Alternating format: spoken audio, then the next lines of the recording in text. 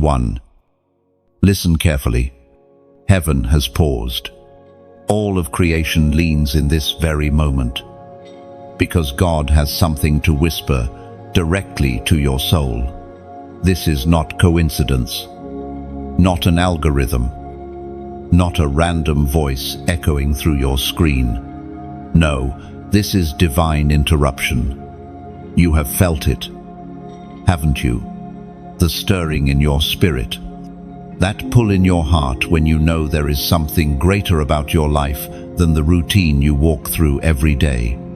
Right now, heaven says, stop, pay attention, because God has stopped everything just to meet with you. Picture a royal court where the king rises from his throne and all of heaven's hosts fall silent. Trumpets are stilled. Angels hold their breath. The king lifts his hand, points to you, and says, "This one, this is my chosen one." That is where you stand right now. You have always felt a little out of place, haven't you? Even when you tried to fit in, there was something about you that made you different. That was not rejection, it was separation. You were marked long before you knew it. God put his fingerprints on your spirit. And that is why, no matter where you go, you carry light that disrupts darkness. There is someone listening who has asked, why me? Why do I go through battles no one sees? Why does my heart feel heavy when no one understands? Hear this. Heaven did not overlook one tear, not one sleepless night. Every sigh, every moment of pain was written in God's book. And now, he speaks directly. Your obedience has not been wasted. I want you to imagine something. A single match in a dark cave. When that tiny flame is lit, the darkness no longer reigns. That is you. Your obedience, though small in the eyes of men, is the match that lights up generations. The enemy trembles not because you are perfect, but because you dared to obey when others walked away. There was once a man, a chosen one like you, who waited years before seeing breakthrough.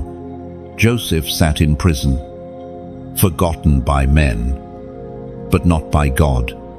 His obedience in the dark became the bridge to his family's survival in famine. What looked like wasted years became the foundation for generations. Your story carries the same weight. The waiting, the pain, the why God questions, none of it will be lost. According to what is revealed in the book of Deuteronomy, chapter 5, verse 33, walk in obedience to all the Lord commands, so you may live and prosper, prolonging your days in the land. This is not just instruction, it is a promise. Your obedience is not a private matter, it is the seed of life and prosperity. The key that unlocks inheritance, not just for you, but for those who come after you. Every yes to God builds a path your children and their children will walk upon. Think of your life as a hidden seed beneath the soil. For so long, it looked like nothing was happening, but underground, roots were growing deep, and now, the soil is about to break.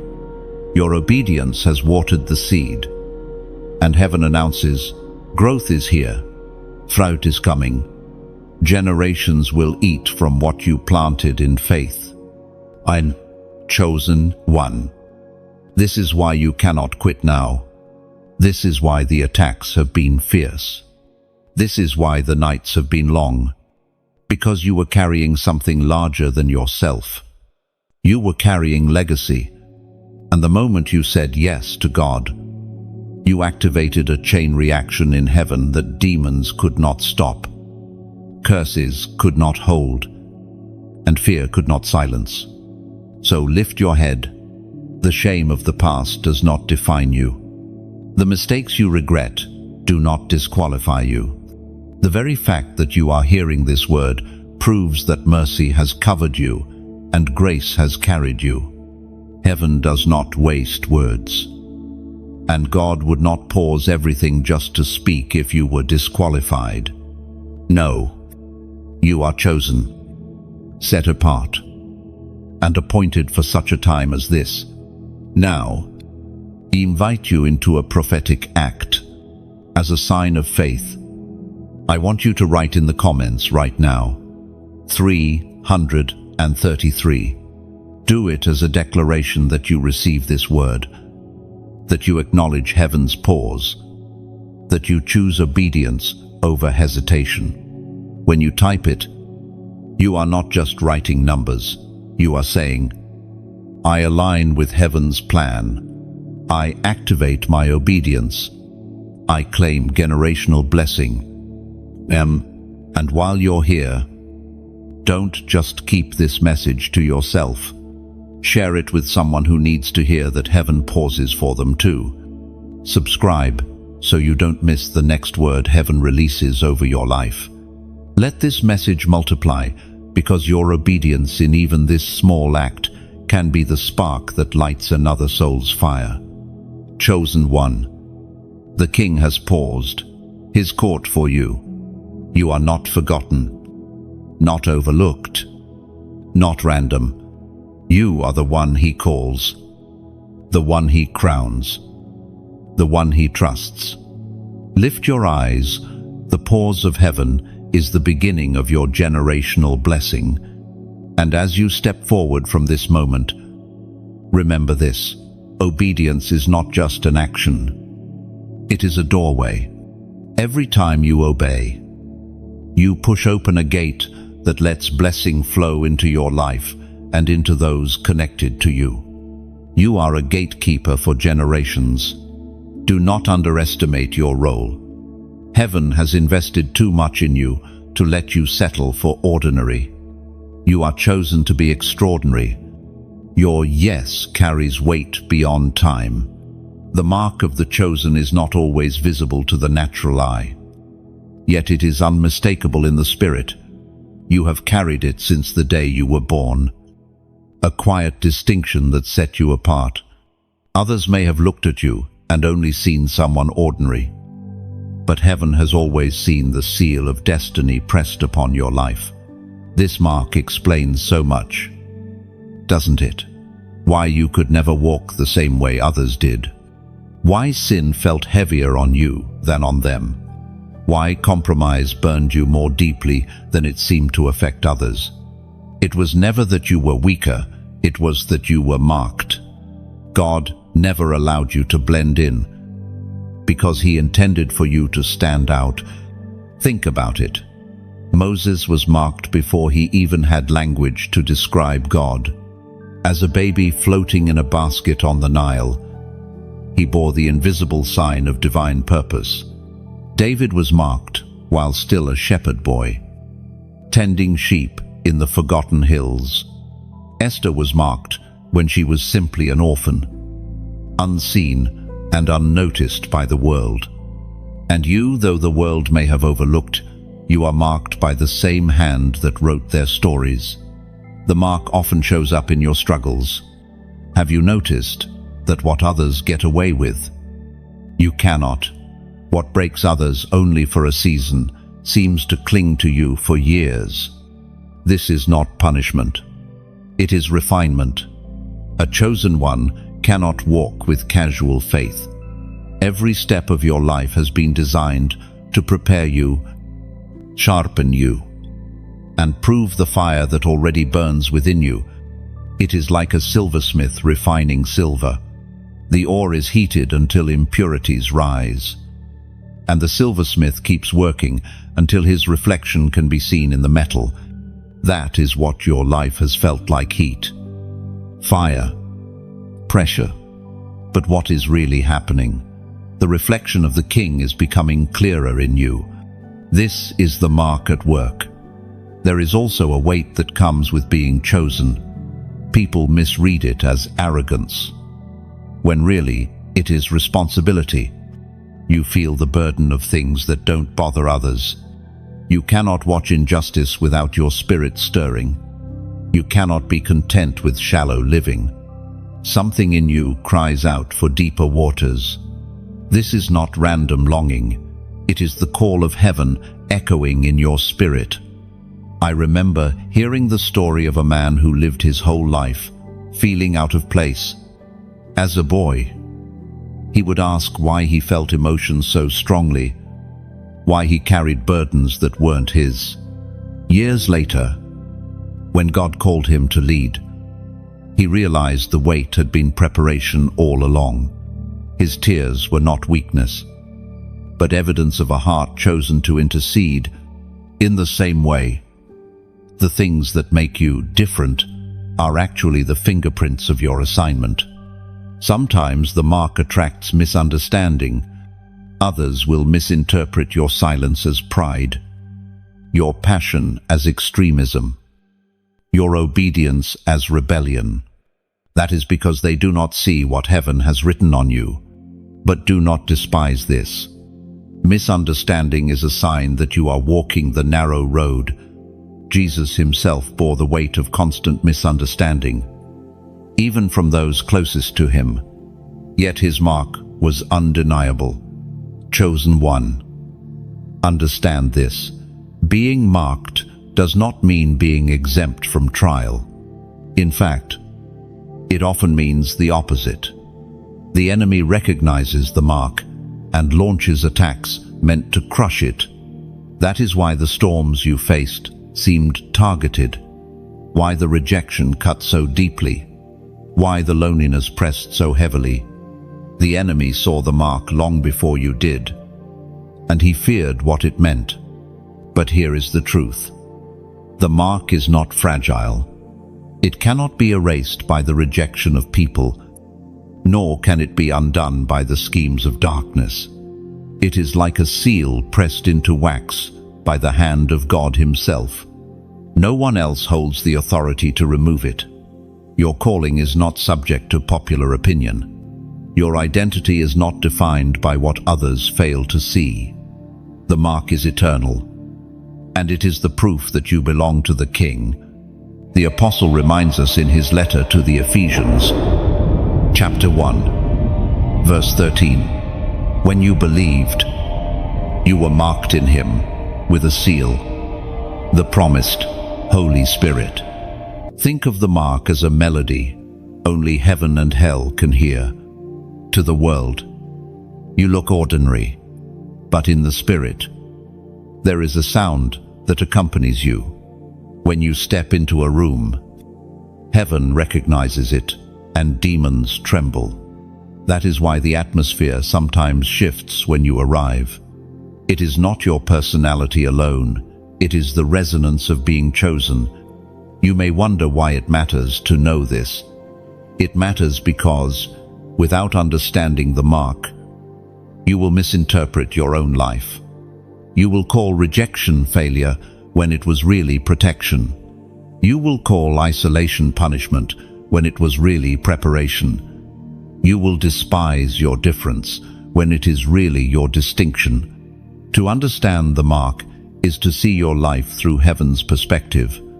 The mark also means you are never truly alone, even in your loneliest seasons. Heaven assigned watchmen over your life.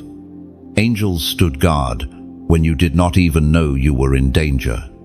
Divine intervention shielded you from mistakes that could have destroyed you. The mark is a covenant that heaven honors even when you stumble. You may have fallen, but the seal remains. It is written in the sacred texts of old that God sets apart those he calls. This separation is not cruelty. It is kindness. Imagine a precious jewel pulled from the dirt. The jeweler does not leave it buried where it blends in with the soil. He lifts it, cuts it, polishes it until it shines. The mark means God has lifted you out.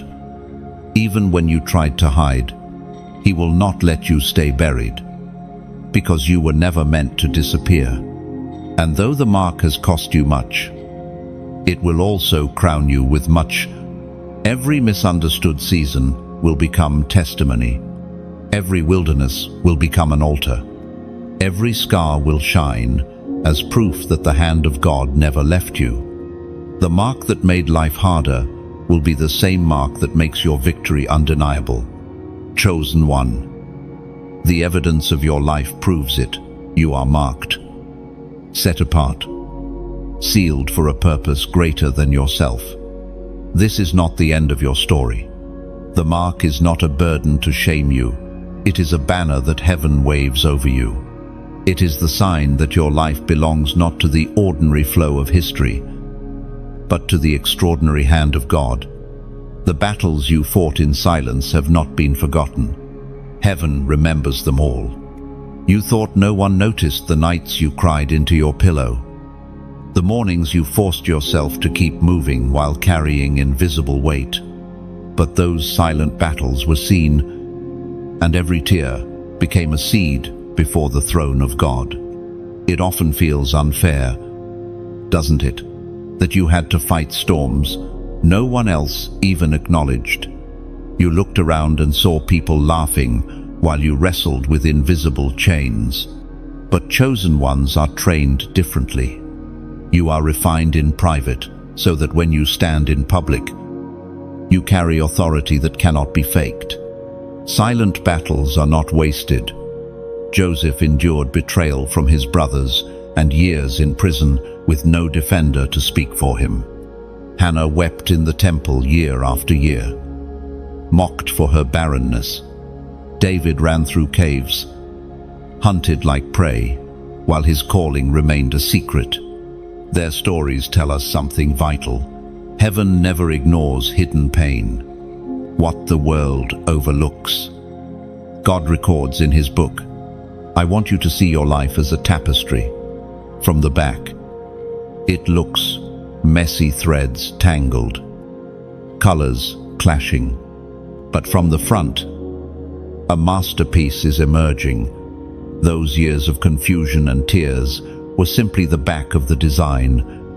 Heaven is turning the canvas, and soon you will see the beauty that was being woven all along. The Word of God declares in the book of Psalms, chapter 56, verse 8, "You keep track of all my sorrows. You have collected all my tears in your bottle. You have recorded each one in your book." And do you hear the tenderness in that? Your tears are not lost in the carpet or forgotten by the wind. They are bottled in heaven, stored as evidence of your faith. Every silent battle is a testimony in waiting. You may feel that silence means abandonment, but in truth, silence often means training. Soldiers are not trained in parades, but in hidden barracks. Athletes are not formed in the spotlight, but in the lonely hours of practice. And you, the chosen one, were trained in the silence where only God could see. That is why your endurance outlasts storms others cannot even withstand. Picture yourself as a seed in the earth. Darkness surrounds you. No one claps for a buried seed.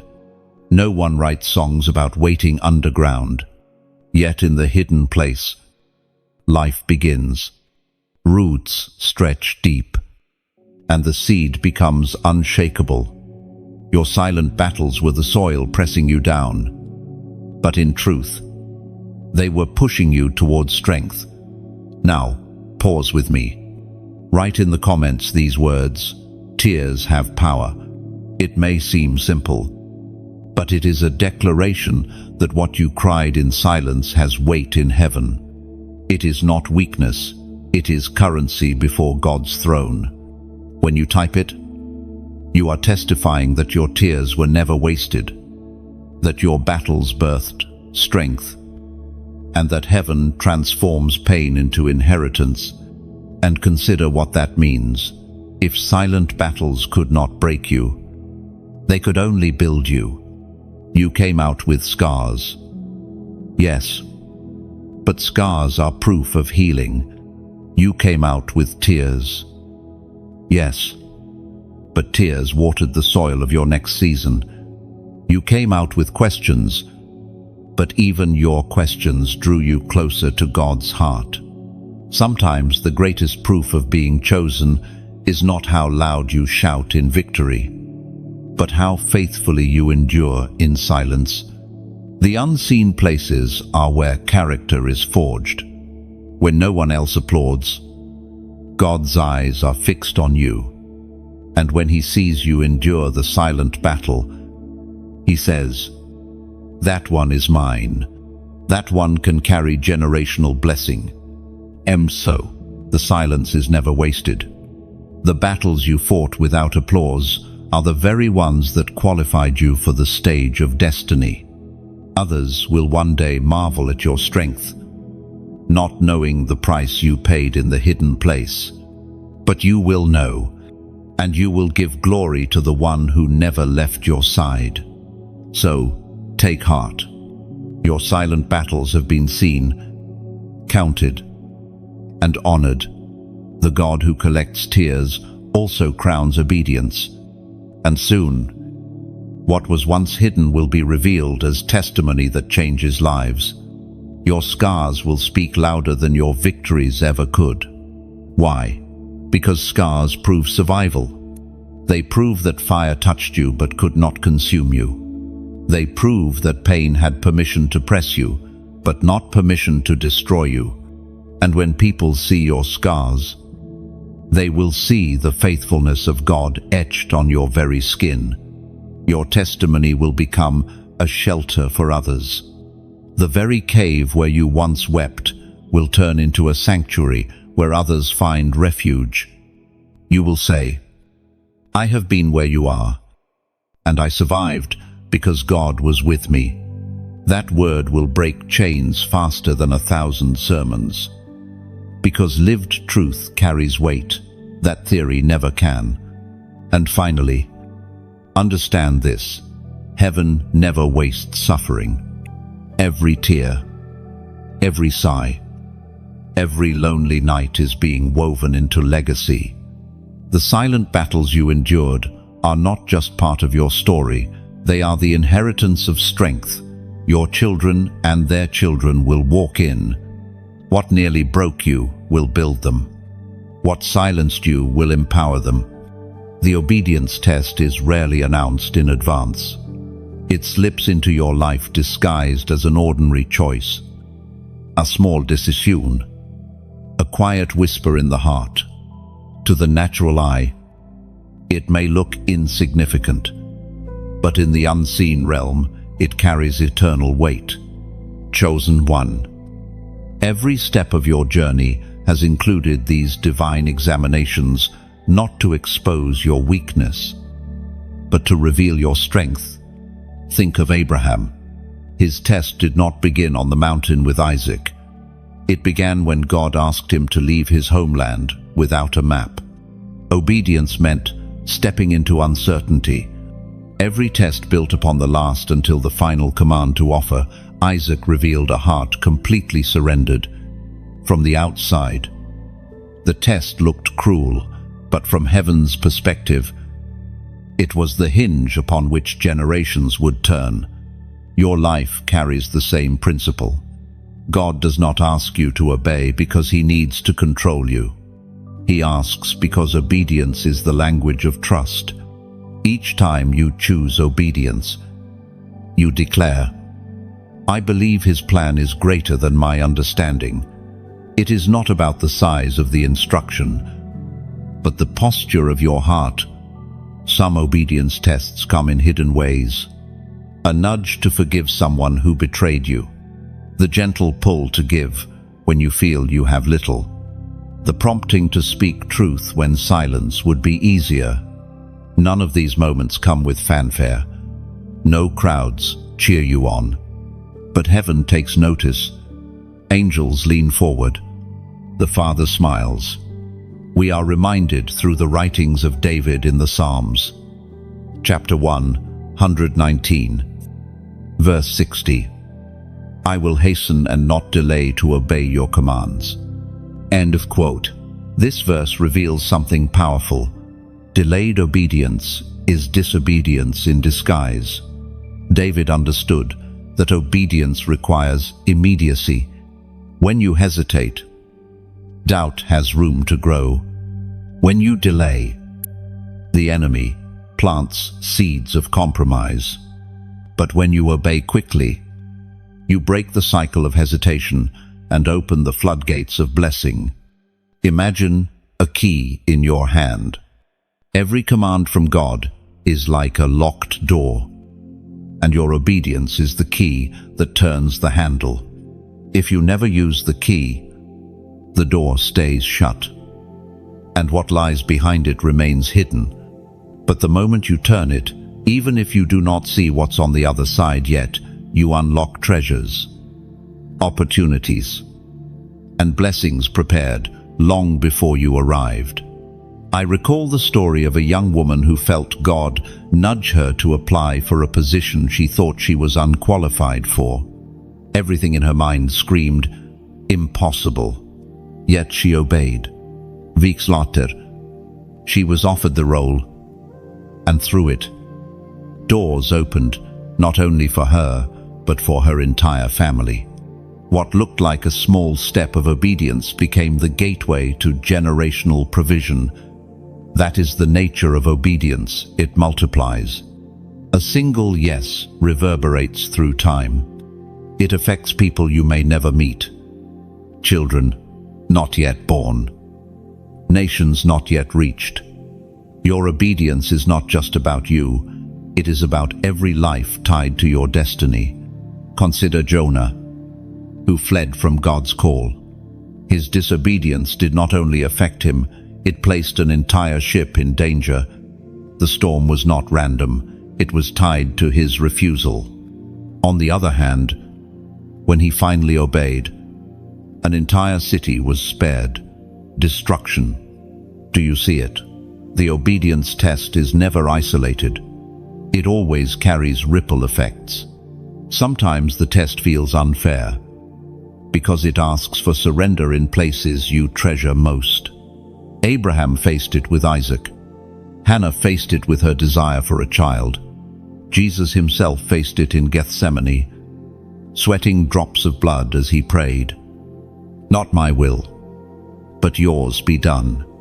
Obedience will always intersect with desire. The test is whether you trust God enough to lay it down. And here lies a truth that many overlook. Obedience is not loss. It is investment. What you release into God's hands does not vanish. It multiplies. Abraham walked down the mountain with Isaac and a covenant that blessed nations. Hannah gave Samuel to God and received not only more children, but also the honor of birthing a prophet who would anoint kings. Jesus laid down his life in obedience and rose with victory that redeemed humanity. Every act of obedience reaps beyond what you surrender. Picture obedience like planting seeds in a field. To the untrained eye, you look like you are burying something precious in the dirt. But the farmer knows that burial is the path to multiplication. The same is true for you. Every yes may feel like a burial, but heaven sees it as sowing, and the harvest will come in its season. The obedience test also strips away pride. It reminds us that we are not in control, that destiny is not built on our strength, but on God's. Each time you choose His will over yours, you dethrone self and enthrone the King. That act alone shakes the realm of darkness, because rebellion was the first sin, and obedience is its defeat. Chosen one, you may not even realize how many tests you have already passed. Every time you walked away from temptation, you passed. Every time you gave generously when you could have withheld, you passed. Every time you chose prayer instead of despair, you passed. Heaven has recorded it all, and your faithfulness has not gone unnoticed. Do not despise the small tests. Sometimes the smallest yes carries the heaviest weight. Think of the widow who gave 2 coins. Her obedience looked tiny in men's eyes, but Jesus declared her gift greater than all others, because it came from a surrendered heart. So if you are in the middle of an obedience test right now, do not panic. Do not overthink. Remember that God does not test to break you, but to build you. He trusts you with these moments because He has already equipped you for them. And as you continue to say yes, one act at a time, you are building a foundation of blessing that no storm can erase. Your obedience today is tomorrow's testimony. It is the evidence that you trusted God when it cost you something. And in time, you will look back and see that every yes became a stone in the path of generational blessing. Doors of legacy do not swing open by accident. They respond to obedience, to faith, to the quiet yes that you whispered when no one else was watching. And right now, chosen one, your yes has pushed open gates that will not only bless you, but your family, your community, and even generations yet unborn. It may not feel that way at this moment. You may still see bills on the table, broken relationships, or unanswered prayers. But in the unseen realm, doors are standing wide. It is like standing in a long hallway, where one door after another clicks open with the sound of destiny unlocking. What you carry is not just for now, it is for legacy. Legacy is like a river. You are not the beginning, and you are not the end. But you are the one who decides whether the flow continues pure and strong. Some inherit rivers poisoned by pain, addiction, or poverty. Yet when one chosen, one decides to obey, the current shifts. Suddenly what was bitter becomes sweet. What was dry begins to flow. And what was stagnant bursts forth with new life. Abraham's obedience became the door of legacy. One man's faith created a covenant that outlived him by thousands of years. Ruth's loyalty opened a door that placed her in the lineage of kings. Mary's yes to God brought forth the Savior of the world. Do you see the pattern? Every time a chosen one obeys, legacy is written in heaven's ink. It is written in the book of Proverbs, chapter 13, verse 22. A good man leaves an inheritance to his children's children. This inheritance is not only money or land, it is faith. It is peace. It is the breaking of curses that tried to pass from one generation to the next. Your obedience is writing an inheritance that your children will not have to fight for. It will already be theirs. And this is where the beauty of community comes in. Because though your yes is personal, legacy multiplies when we walk together. Every like, every share, every subscribe is more than a button pressed. It is like adding stones to a foundation, building a house where others can find shelter. When you engage, you're saying, I want more people to walk through this open door. It is your way of carrying the torch forward, so another soul can see the light. Let me speak with honesty about something often misunderstood: giving. Many hear the word and feel pressure, as if God's blessings were for sale, but that is not the truth. Giving is not about paying God back, and it is never a condition for His love. Giving is like planting seed in good soil. You do it because you believe in the harvest, not because someone forced you to scatter. Imagine a lighthouse on the shore. It takes oil to keep the lamp burning. Without oil, the light fades, and ships in the dark lose their way. This channel, these messages, are a lighthouse. And when you donate even the smallest drop of oil, you are helping the flame keep burning, so others don't crash in the storm. That is not obligation. That is partnership. Another image. Think of a cup of water given to a weary traveler. That single drink can refresh a soul enough to keep walking. When you choose to donate, you are handing living water to someone in need of encouragement. They may never know your name, but your generosity becomes the reason they keep moving forward. There is no compulsion here. This is not about guilt. It is about invitation. If your heart stirs and you feel led, you can support by liking, by sharing, by subscribing, and yes, by giving.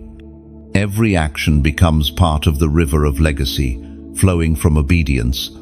And if you cannot give financially, know this: your prayer, your faith, your presence here is also oil for the flame. No act of love is too small when it is done unto the Lord. Legacy is not built in grand gestures alone. It is built in daily faithfulness. A mother kneeling beside her bed, praying for her children. A father choosing integrity when no one is watching. A young believer sharing a message that lifted their heart. These small obediences become bricks in the wall of legacy, steady and strong.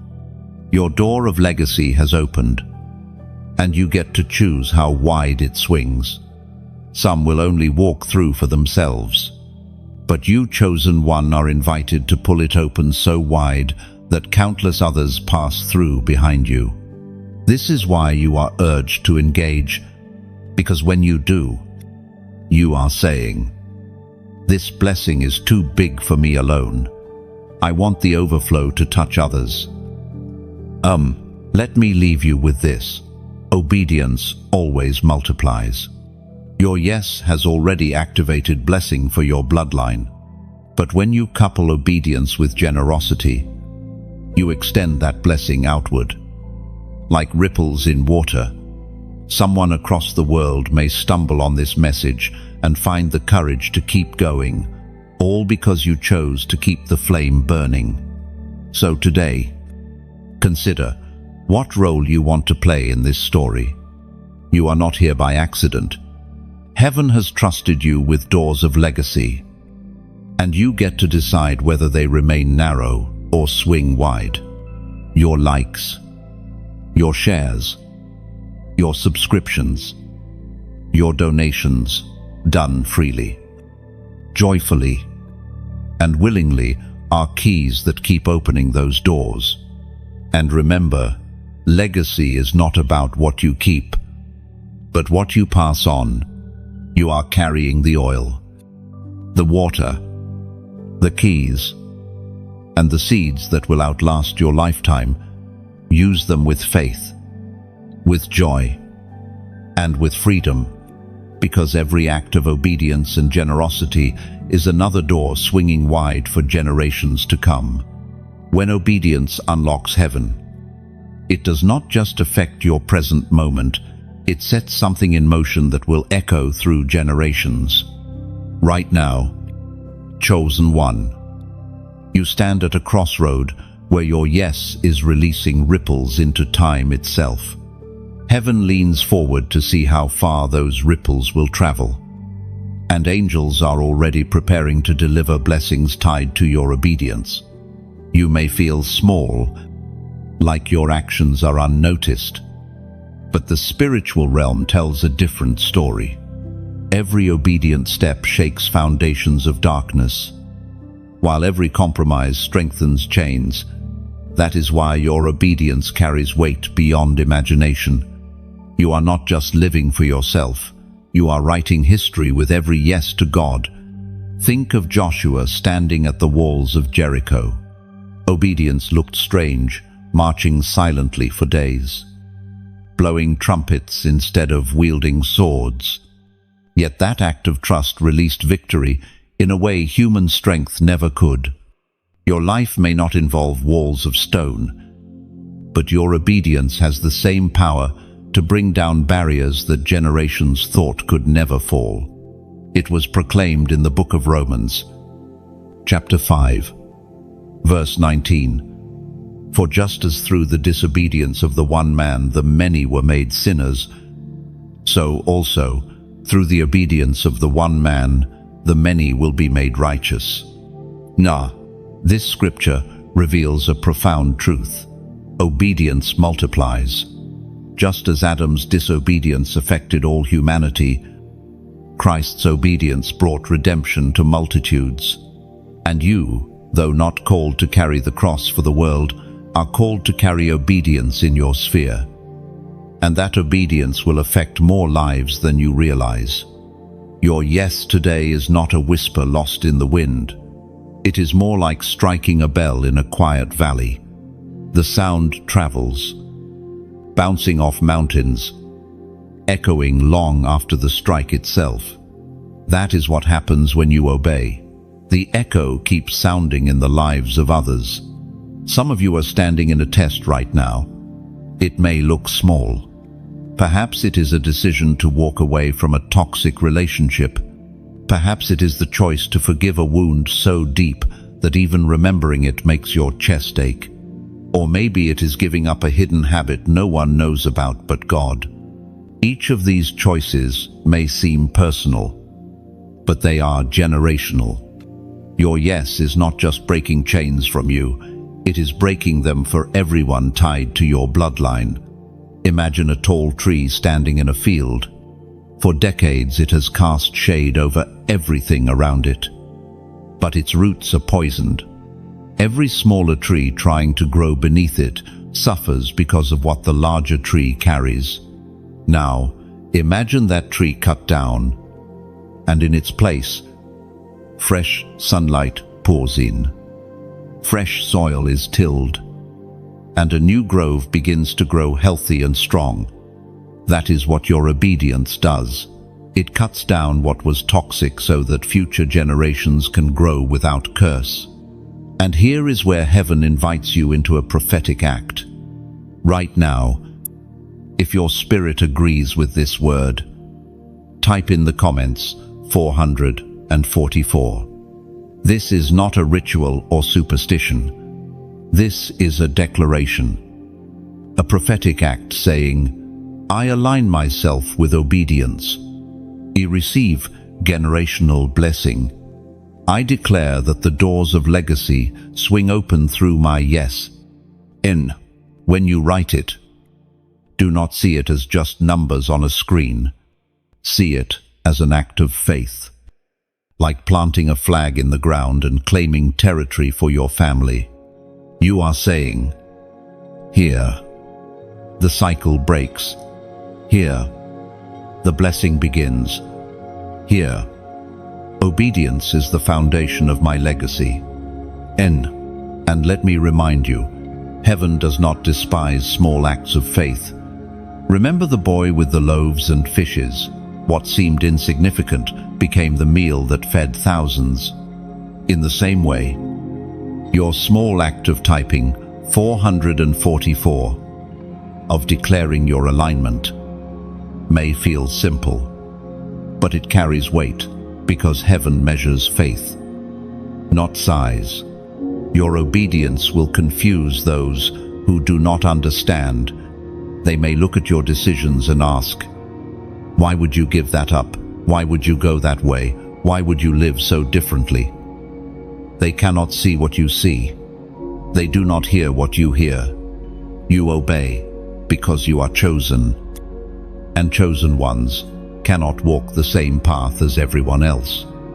Do not be discouraged if obedience feels lonely. Noah obeyed when no one else believed rain was coming. He built an ark under ridicule, yet his obedience preserved humanity. Loneliness in obedience is not abandonment. It is evidence that God is trusting you with something rare. And one day, your story will become a testimony that strengthens others. You will stand before people who are chained by the same struggles you once carried. And you will say, I obeyed. And this is what God did. That testimony will carry authority because it was purchased in the secret place of surrender. Do not underestimate what is happening in the unseen. Angels are dispatched when you obey. Blessings are released when you say yes. Curses are broken when you align with heaven. Entire spiritual economies shift around a single act of surrender. You may not feel it in the moment, but eternity records it. Zoe, chosen one. Take courage. Obedience is not easy, but it is always fruitful. Every sacrifice is an investment. Every surrender is a seed. And your life, though it may look ordinary to others, is producing extraordinary impact because you dared to trust the voice of God. And today, remember this: obedience is not about perfection, it is about posture. You may stumble, you may hesitate, but if your heart is leaning toward yes, heaven honors it. And that leaning, that yes, that faith is what builds a legacy unshakable and eternal. From pain to inheritance, this is the mystery of being chosen.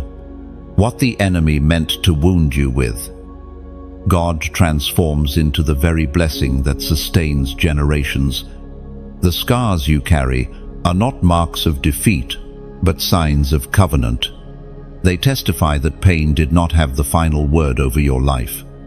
Many chosen ones begin their journey with wounds that feel unbearable. Some were born into families already weighed down with curses, addiction, poverty, anger, brokenness. Others encountered betrayal, rejection, or abuse that cut deep and left memories that still ache. Yet somehow, though the pain was real, you are still standing. That in itself is a miracle, because what crushed others did not consume you. Instead, it forged you. The pattern is found all through Scripture. Joseph was betrayed by his brothers, sold as a slave, and imprisoned unjustly. Pain followed him at every turn. Yet what looked like ruin became inheritance, not only for him, but for his family and for nations in famine. His words still echo, "You meant evil against me, but God meant it for good." Pain became provision. Hannah wept in bitterness because of her barrenness, mocked by those who did not understand her anguish. Yet out of her tears came Samuel, the prophet who anointed kings. Her pain birthed inheritance not only for her household, but for Israel itself. Even the cross of Christ shows us this divine exchange. The deepest suffering became the greatest inheritance, salvation for all who believe. What looked like loss became eternal gain. This is the rhythm of God, to take pain and weave it into legacy. The Spirit spoke through the prophet Hosea. Chapter 2, verse 15. I will make the valley of Achor a door of hope. Lati. Achor means trouble, pain, sorrow. Hosea reveals that God can transform valleys of anguish into doors of hope. This is not metaphor only, it is reality for you. The valley you thought would kill you is becoming the very door your children will walk through to find blessing. Think of inheritance as a field. For years, stones of pain were scattered across it. Every betrayal, a rock, every wound, another obstacle. But now God is clearing the ground, plowing what was barren, and planting seeds of blessing where there was once only hardness. A harvest is rising, and you, chosen one, will not only eat from it, but pass it on. Your inheritance is not only material, it is spiritual resilience, authority in prayer, compassion that feels like fire in your bones. These were forged in pain, You learned to pray because you had no other choice. You learned compassion because you knew what it was to hurt. You learned endurance because quitting was not an option. Now, those very lessons have become treasures, an inheritance that no thief can steal. I want you to see yourself as a bridge. Behind you lies generations marked by brokenness. Ahead of you lies the future, waiting for something new. The weight of both sides presses on you, but your obedience holds steady, and through your life, those coming after you will cross safely into freedom. Yes, the bridge is scarred by storms and strain, but it stands strong. You are that bridge. Perhaps you wonder, why me? Why did I have to carry the pain? The answer is not punishment, but purpose. God trusted you with it because He knew you would not waste it. Others might have collapsed under the weight, but He knew your pain would one day become testimony. Your wounds would become wisdom. Your scars would become signposts. Look again at your story. Every season of loss taught you something. Every closed door redirected you. Every betrayal forced you closer to the only one who never leaves. These were not wasted experiences. They were chisels, shaping you into a vessel that could carry inheritance. Imagine a pearl. It begins as an irritation, a grain of sand lodged in the shell. The oyster covers the irritation layer by layer until something precious forms. That is how your inheritance is forming, layer upon layer of pain transformed into beauty. What once wounded you has become treasure and inheritance. By nature, is generational. You will not keep it all for yourself. Just as bitterness and trauma can pass through bloodlines, so can blessing and breakthrough. Your choice to endure pain with faith has already begun to write a new story. Where others inherited cycles of despair, your descendants will inherit cycles of hope. Where others passed on fear, you will pass on courage. Where others left poverty, you will leave abundance of peace, wisdom, and strength. You may not feel it yet, but your children and their children will one day say, I am blessed because they endured. I am free because they chose obedience. I walk in light because they fought through darkness. That is inheritance. Do not despise your scars. They are like maps on your skin, showing where God met you, where He carried you, where He turned pain into progress. And those maps will guide others. Someone lost in despair will look at your scars and realize, if they survived, so can I. Chosen one. Pain did not end you. It positioned you.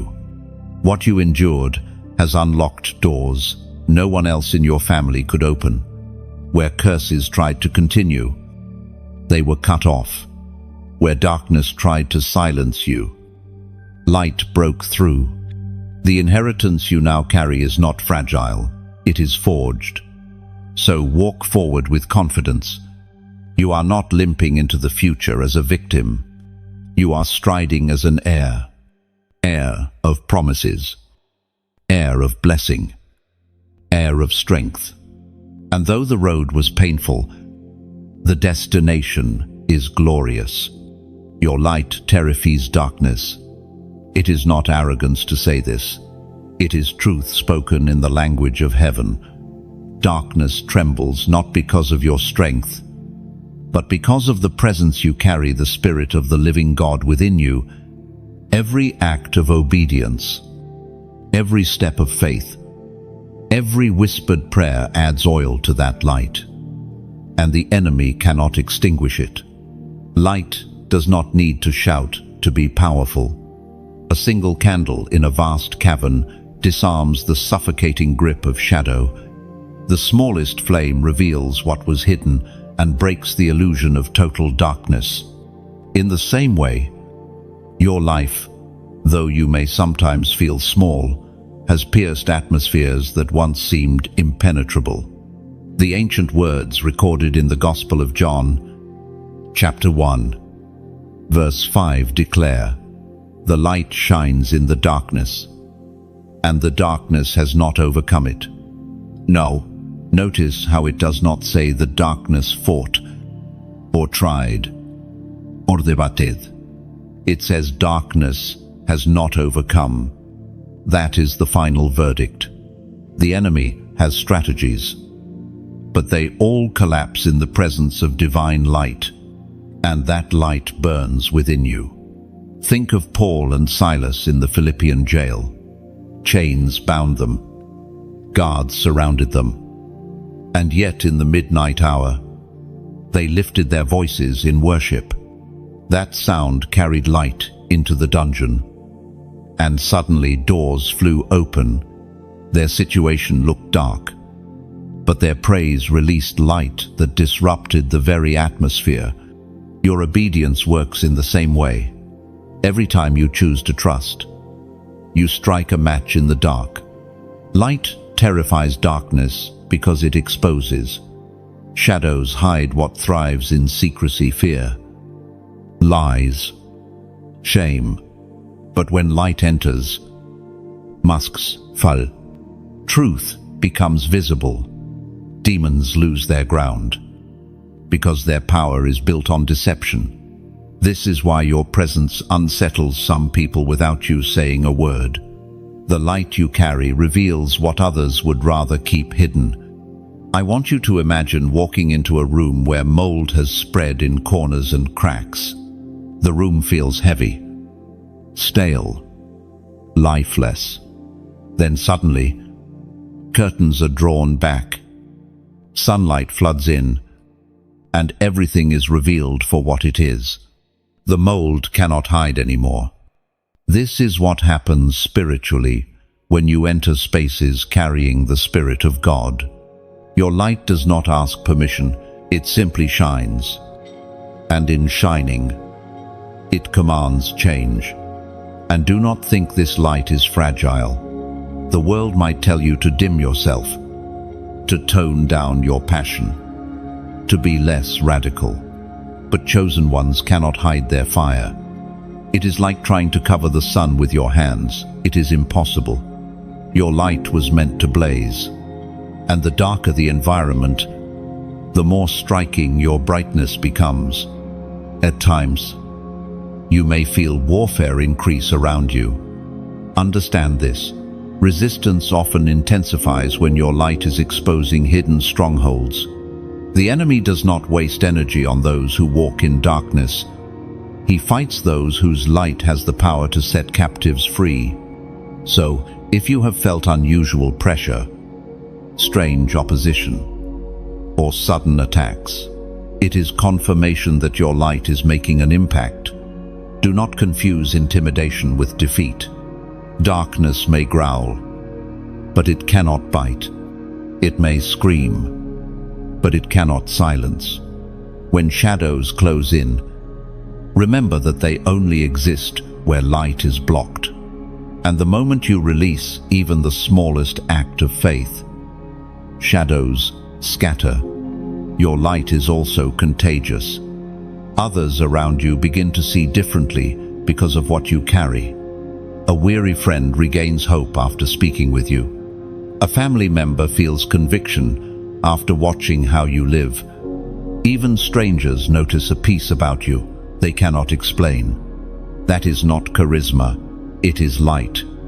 And this light is not seasonal, it is constant. Because it flows not from your emotions, but from the eternal flame of God's Spirit within you. Think of a lighthouse in the storm. Waves crash. Thunder roars. Fog surrounds. Yet the beam cuts through miles of darkness, guiding ships to safety. That is who you are.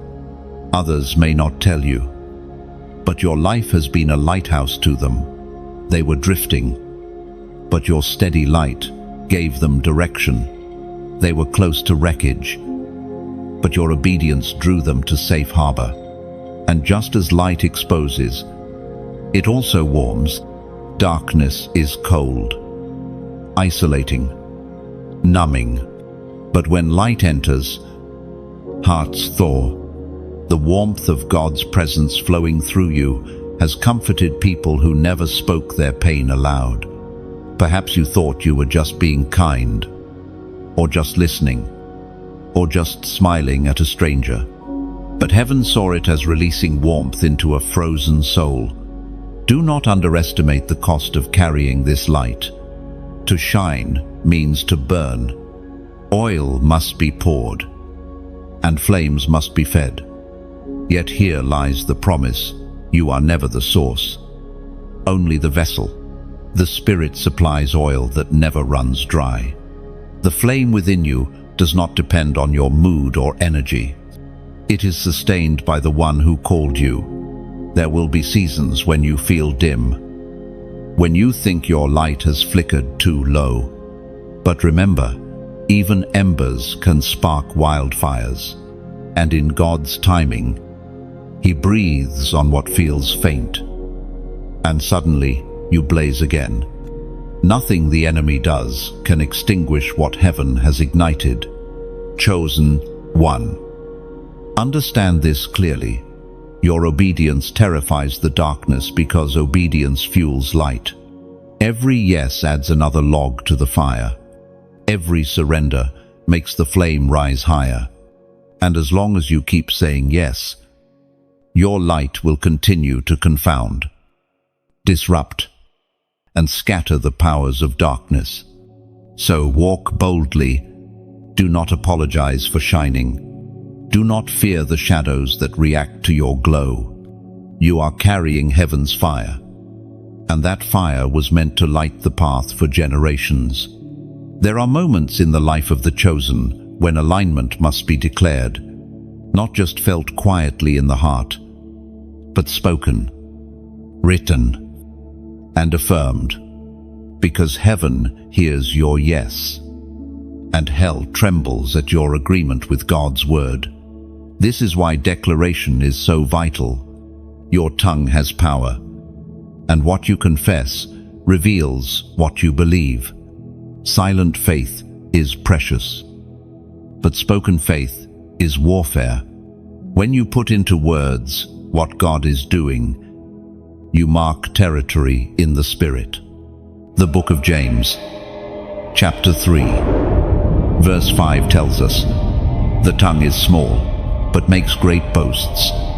Consider what a forest is set on fire by a spark." Your words are sparks. A single sentence can set ablaze an entire atmosphere. That is why you must be careful with what you declare over yourself. Words of doubt can build prisons. Words of faith can open gates. And today, God calls you to align your words with what He has already spoken over your life. Think of Ezekiel standing before a valley of dry bones.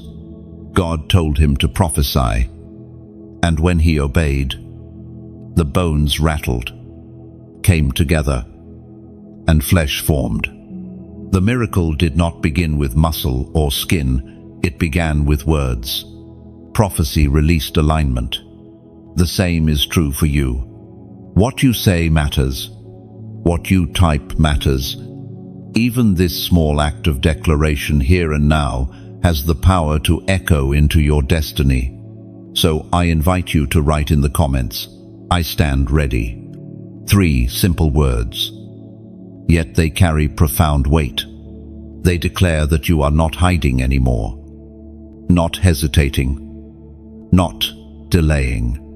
You are ready to align, ready to obey, ready to shine. When you type those words, see it not just as text on a screen, but as a prophetic action. You are stepping into agreement with heaven's timing. You are saying, "I am prepared for the doors God is opening. I am ready to walk through the assignments He places before me. I will not shrink back. 1. And let me tell you why this matters. The enemy thrives on hesitation. If he can keep you stuck in delay, he does not need to destroy you. But when you declare, I stand ready, you break his strategy. You announce that you will not be paralyzed by fear or distraction. You are stepping forward. Even if the path ahead feels uncertain, think of a soldier before battle. They stand at attention, waiting for the command. Their readiness itself is part of their strength. They are not passive, they are prepared. In the same way, your declaration is your stance before heaven, alert, willing, positioned. Do not underestimate how heaven honors these moments. Angels move when you align. Doors respond when you speak faith, and your spirit strengthens when your mouth agrees with what God has already whispered to your heart. So, let your words be light. Let them be fire. Let them be truth. Say it. Type it. Declare it. I stand ready. And as you do, know that heaven smiles, the enemy trembles, and your destiny takes another step forward. Words are not empty sounds. They are carriers of life or death. When you declare faith-filled words, you are sowing seeds into the soil of your future. Just as a farmer does not see fruit immediately after planting, your declarations may not bear visible results at once. But beneath the surface, roots are forming, growth is happening, and in due time, your harvest will appear. This is why Scripture reminds us again and again about the power of the tongue. Think of Proverbs chapter 18, verse 21. Death and life are in the power of the tongue, and those who love it will eat its fruit. Your fruit tomorrow will often be shaped by the words you speak today. When you declare, I stand ready, you are planting fruit of readiness, faith, and courage into your future. Let's consider another picture. Imagine a courtroom where accusations are being thrown against you. The enemy acts like a prosecutor, bringing up your past, your mistakes, your weaknesses. If you remain silent, those accusations can feel overwhelming. But when you speak, when you declare alignment with God's truth, it is as if your defense rises. Heaven's judge leans forward, and the gavel strikes in your favor. Your words become your defense, not because of their eloquence, but because of the authority of the one who backs them. So, when you type, I stand ready, you are not only encouraging yourself, you are testifying before heaven and against hell. You are saying, I do not belong to fear, shame, or hesitation. I belong to readiness, courage, and destiny. Declarations also train the mind. Our thoughts often wander to what we fear or what we doubt, but words redirect thought. When you say, I stand ready, you remind yourself of truth until it becomes reality. Over time, your inner dialogue changes, and faith becomes your natural response instead of fear. Think of Israel walking around Jericho. God instructed them to be silent until the final day when they would shout. That shout was not random noise. It was a declaration timed perfectly to align with heaven's command. And the walls fell. Your declaration today may feel small compared to the size of your challenge. But if it is aligned with God, walls cannot resist it. Let me give you a very human example. There was a young man who struggled for years with fear of stepping into leadership. He always felt inadequate, too quiet, too unqualified. But one day, He began to make a simple declaration each morning. I am ready. At first, it felt forced, but over weeks and months, his heart began to catch up to his words. Eventually, doors opened for him, and when the opportunity came, he truly was ready. His declaration had prepared him for the moment long before it arrived. So, chosen one, understand this. Declarations are not just reactions, they are preparations. When you say, I stand ready, you are preparing your spirit for what is coming. You are building inner strength for future assignments.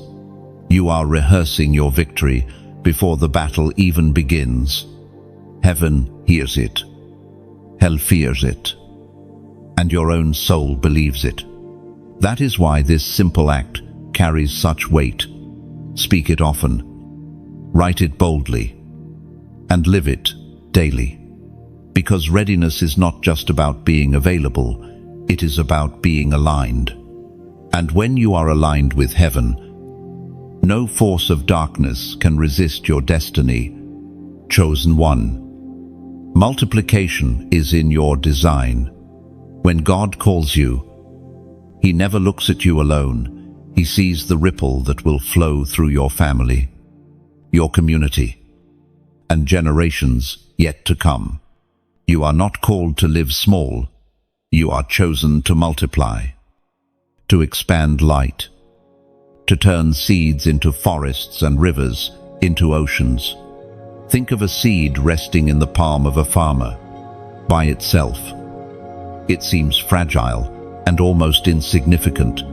Yet when it is planted, nurtured, and watered, it grows into a tree that produces fruit, shade, and countless new seeds. That is the miracle of multiplication. One small act of surrender produces an impact far greater than its beginning. In the same way, every step of obedience you take, every yes you whisper to God, becomes a seed planted for future abundance. It was spoken in the first letter to the Corinthians, chapter 3, verse 7. So neither the one who plants nor the one who waters is anything, but only God, who makes things grow. This truth means that even the smallest act, an encouraging word, a prayer lifted in faith, or the courage to share your story, carries a harvest beyond what your eyes can see. God is the one who multiplies, but He delights to multiply through the obedience of His chosen. Multiplication does not happen in isolation. A forest is never the result of one tree, but of many seeds scattered, growing, and intertwining. That is why community matters so deeply. When you are scattering seed into soil, allowing this word to land in another heart. When you share, you are planting a tree in someone else's field, providing shade and nourishment they did not even know they needed. When you subscribe, you are choosing to stay connected to the flow of sowing and watering, ensuring that the forest keeps expanding. And when you donate, it is like pouring life-giving water into the soil so the seedlings can rise strong and tall. None of these acts are wasted. Each is a strand in the tapestry of multiplication. Picture a lighthouse standing on the cliff. Its beam cuts through storms, guiding ships home through crashing waves and thick fog. But that light does not shine by itself. It requires oil to keep the flame alive. When you choose to donate, it is like bringing oil to the lighthouse. You are helping the light continue to burn, not for yourself only, but for others who are still lost in the storm. Or imagine a well in the desert. Travelers come, weary and thirsty, desperate for relief. They drink, revive, and continue their journey with strength. But the well does not stay full by chance. Someone must dig, refill, and tend it. When you give, you are not buying water. You are helping keep the well open, so strangers you may never meet can drink and live. That is multiplication in its purest form, your generosity rippling far beyond your sight. And know this clearly, generosity is never forced. It is not about guilt, nor obligation, nor transaction. It is invitation. You are free to give. Free not to give. Free to choose. What makes generosity powerful is that it flows from love. True giving is always voluntary, always joyful, always beautiful. Even the smallest act counts. A single drop of water creates ripples across the surface of a lake. A single spark has the power to set an entire forest ablaze. In the same way, your smallest gesture, whether it is a like, a share, a subscription, or a donation, carries impact beyond what you may ever measure. Let me remind you, you are chosen to multiply, not to live for yourself alone, but to create legacy. Every yes to God is fruit for the future. Every seed of generosity you release becomes part of a forest of faith that will stand for generations. So as you hear these words, feel no weight of pressure. Feel instead the beauty of invitation. You are free to scatter, free to water, free to shine, as you are led. And know that whatever you release in faith, whether large or small, God takes it, multiplies it, and turns it into inheritance. This is not obligation, this is legacy. This is not payment, this is partnership. You are chosen not only to receive, but to multiply blessing so that rivers of faith flow from your life into the lives of many. And remember, multiplication does not always reveal itself immediately. Sometimes the seed lies hidden under the soil, unseen, unnoticed. Days pass, then weeks, and it seems nothing is happening. But underground, roots are stretching deep. Growth is forming where eyes cannot see. In the same way, every like, every share, every subscription, every donation may look small or hidden, yet God is weaving them into a story greater than you realize. One day, perhaps in this life or the next, you will meet souls who were touched because you chose to plant, to water, to keep the flame alive. They will say, "Your light reached me when I was in darkness. Your generosity gave me strength to keep going." And in that moment, you will understand the full beauty of multiplication, that obedience and generosity together create inheritance that never fades. Mercy stood in the gap for you. There were moments when judgment could have fallen, when consequences could have swallowed you whole, when darkness seemed justified in its claim over your life. But mercy interrupted. Mercy stood tall like a shield, raising its voice before the throne and saying, "Not this one. This one is marked, chosen, and preserved." Mercy is not weakness. It is strength restrained. Think of a courtroom where the guilty stand condemned. Evidence pilsai. The verdict is clear, and punishment seems certain. Then suddenly, the judge rises, lays aside the gavel, and steps down from the bench. He takes the penalty upon himself, declaring the guilty free. That is mercy, not ignoring the law, but fulfilling it in love. Your story has been written with mercy in its margins. every mistake that could have chained you forever, every rebellion that could have blinded your eyes, every secret failure that the enemy wanted to use against you, mercy intervened. Mercy said, "Grace still covers this one."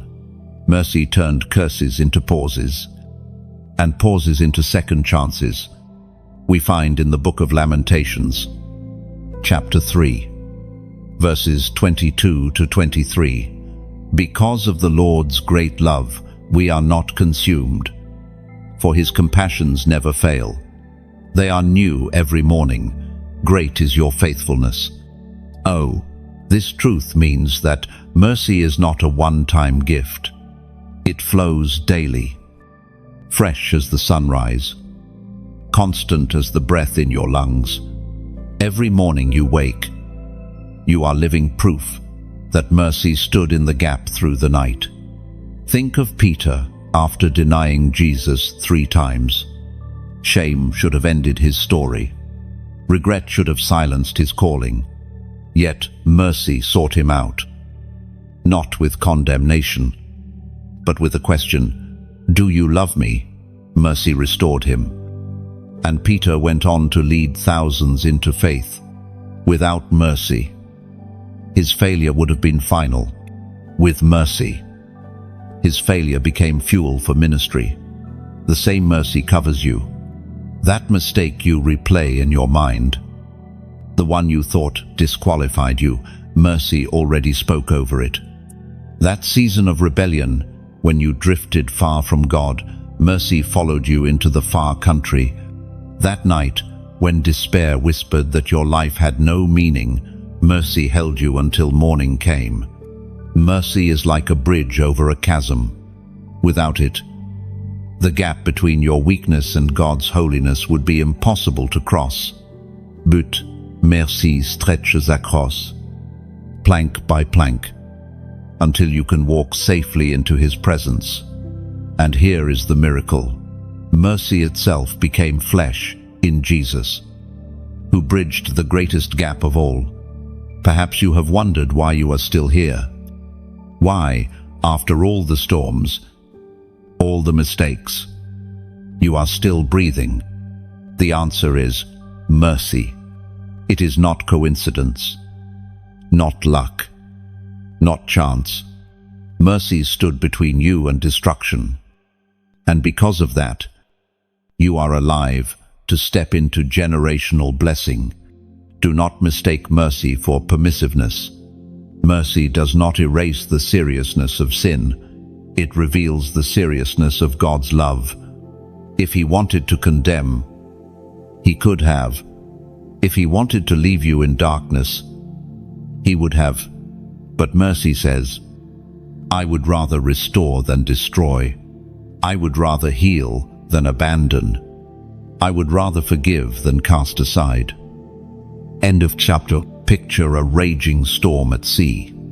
Waves tower, winds roar, and a fragile ship is tossed about. Just when the vessel seems certain to shatter, a harbor light appears, guiding it to safety. That harbor is mercy, always present, always near, even in the fiercest nights. Mercy has a way of rewriting endings. The adulterous woman, dragged before Jesus, expected stones. Instead, she received freedom. "Neither do I condemn you. Go and sin no more." Zacchaeus, despised for his greed, encountered mercy in the form of an invitation. "I must stay at your house today." Saul, breathing threats against the church, met mercy on the Damascus road and rose as Paul, the apostle of grace. And if mercy could rewrite their stories, it has surely been rewriting yours.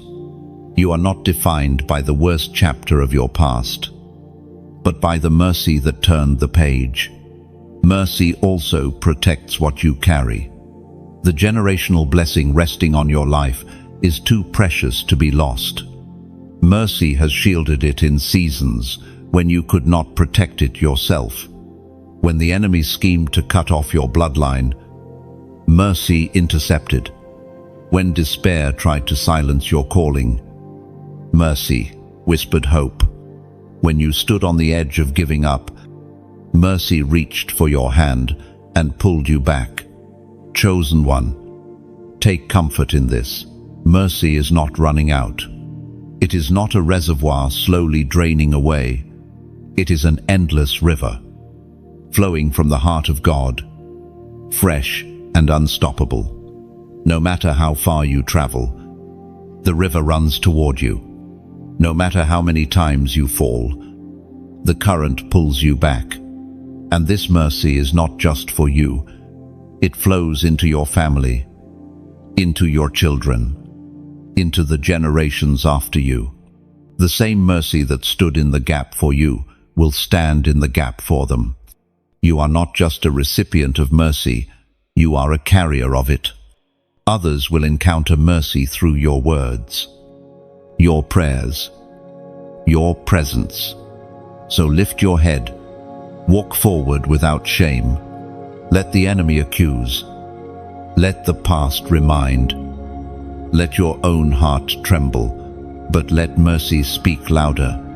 Mercy has stood in the gap, and because of it, your future is not cursed, but blessed.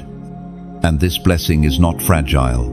It is anchored in the character of God Himself. Mercy is not a mood that changes. It is a covenant that endures. Even when storms rise again, mercy will rise higher. Even when you stumble again, mercy will stretch wider.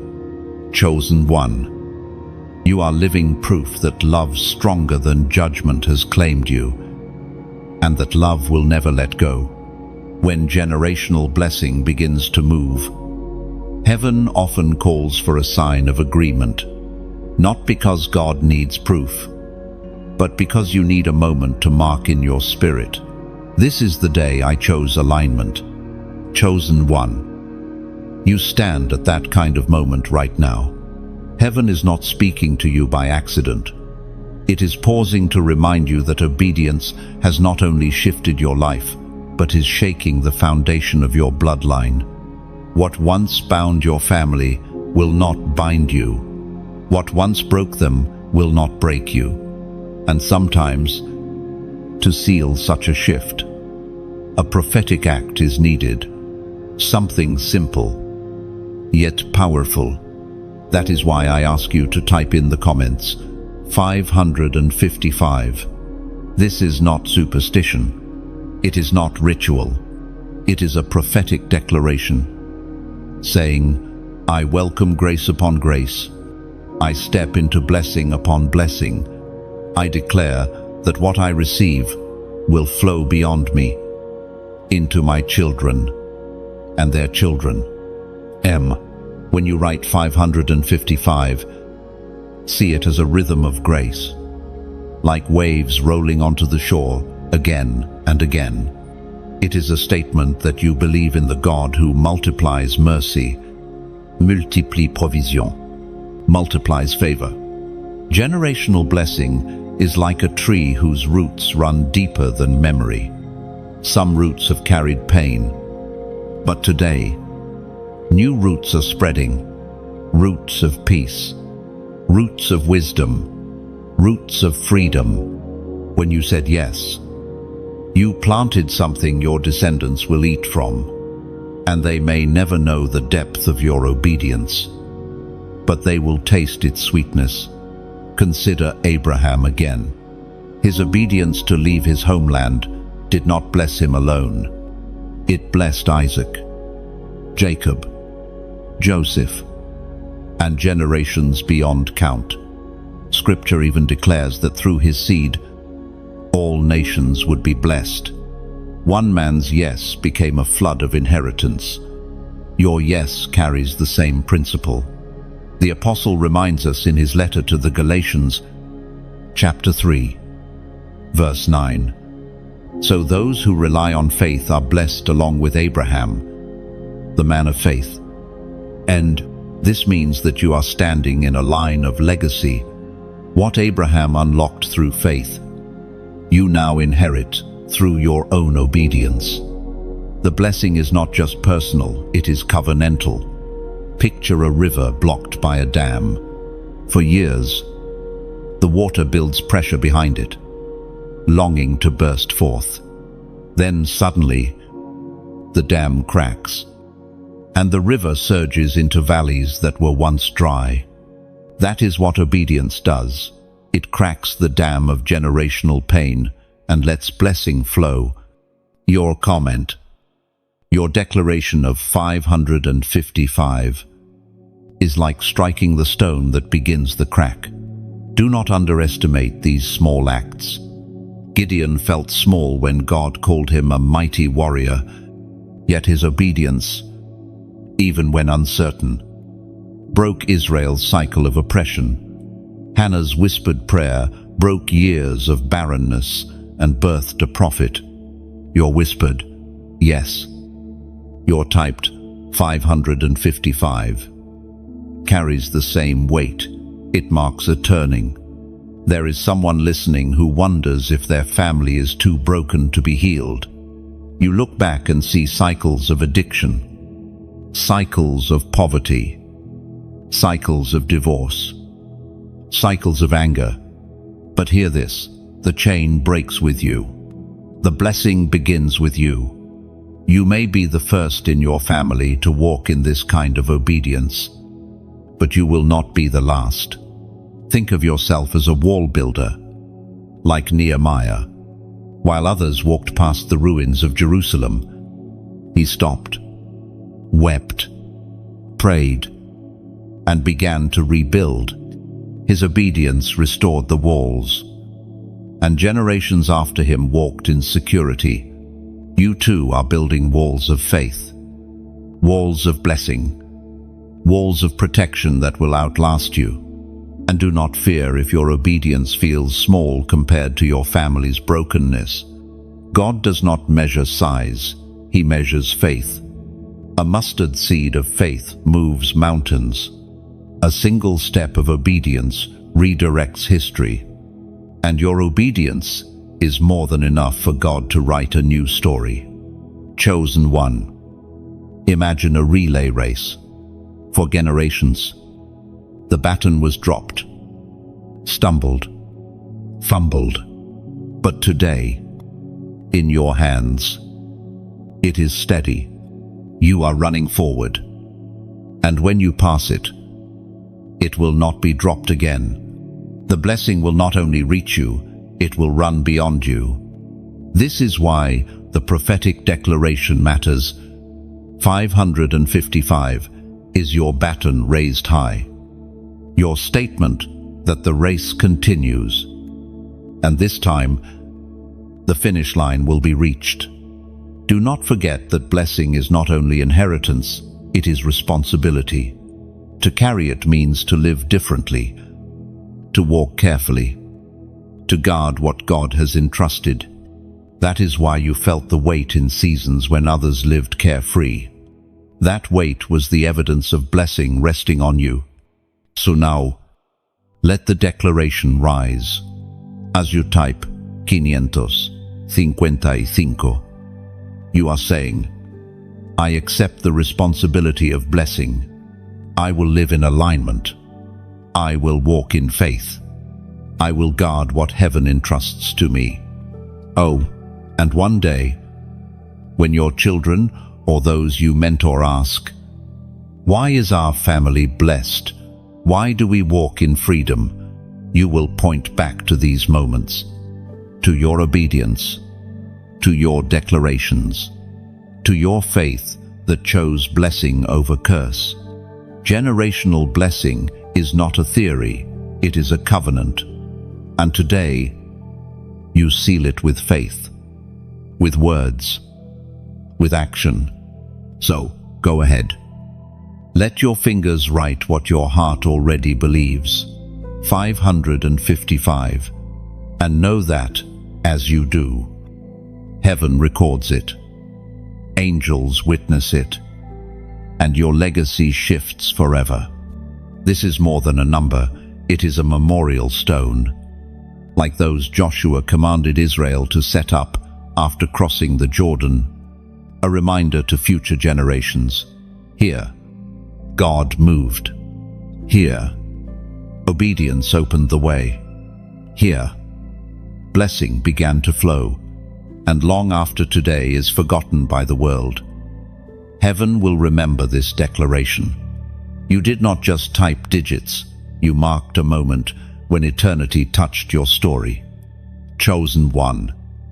There is power in hidden seasons.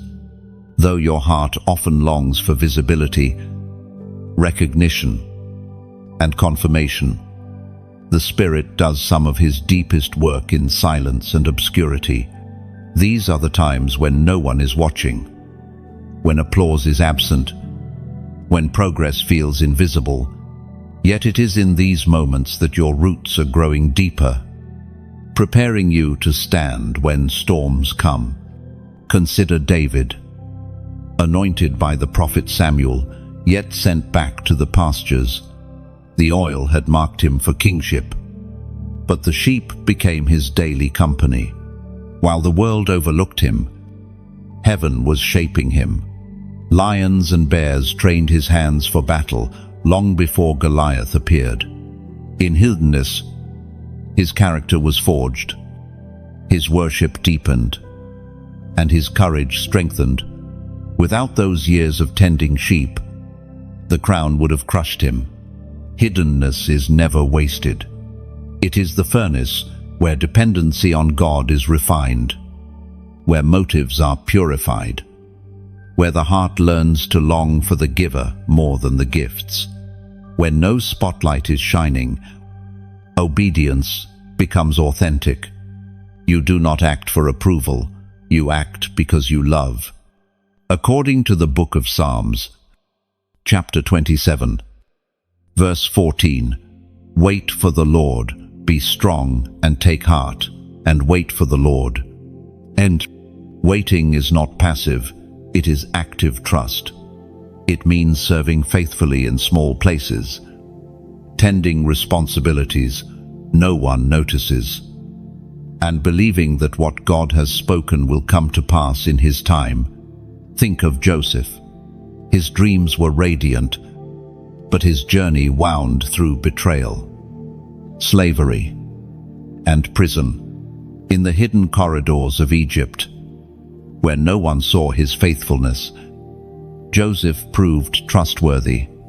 His character was strengthened not in Pharaoh's palace, but in Potiphar's house and the prison cell. Hiddenness prepared him for sudden elevation. Your hidden season works the same way.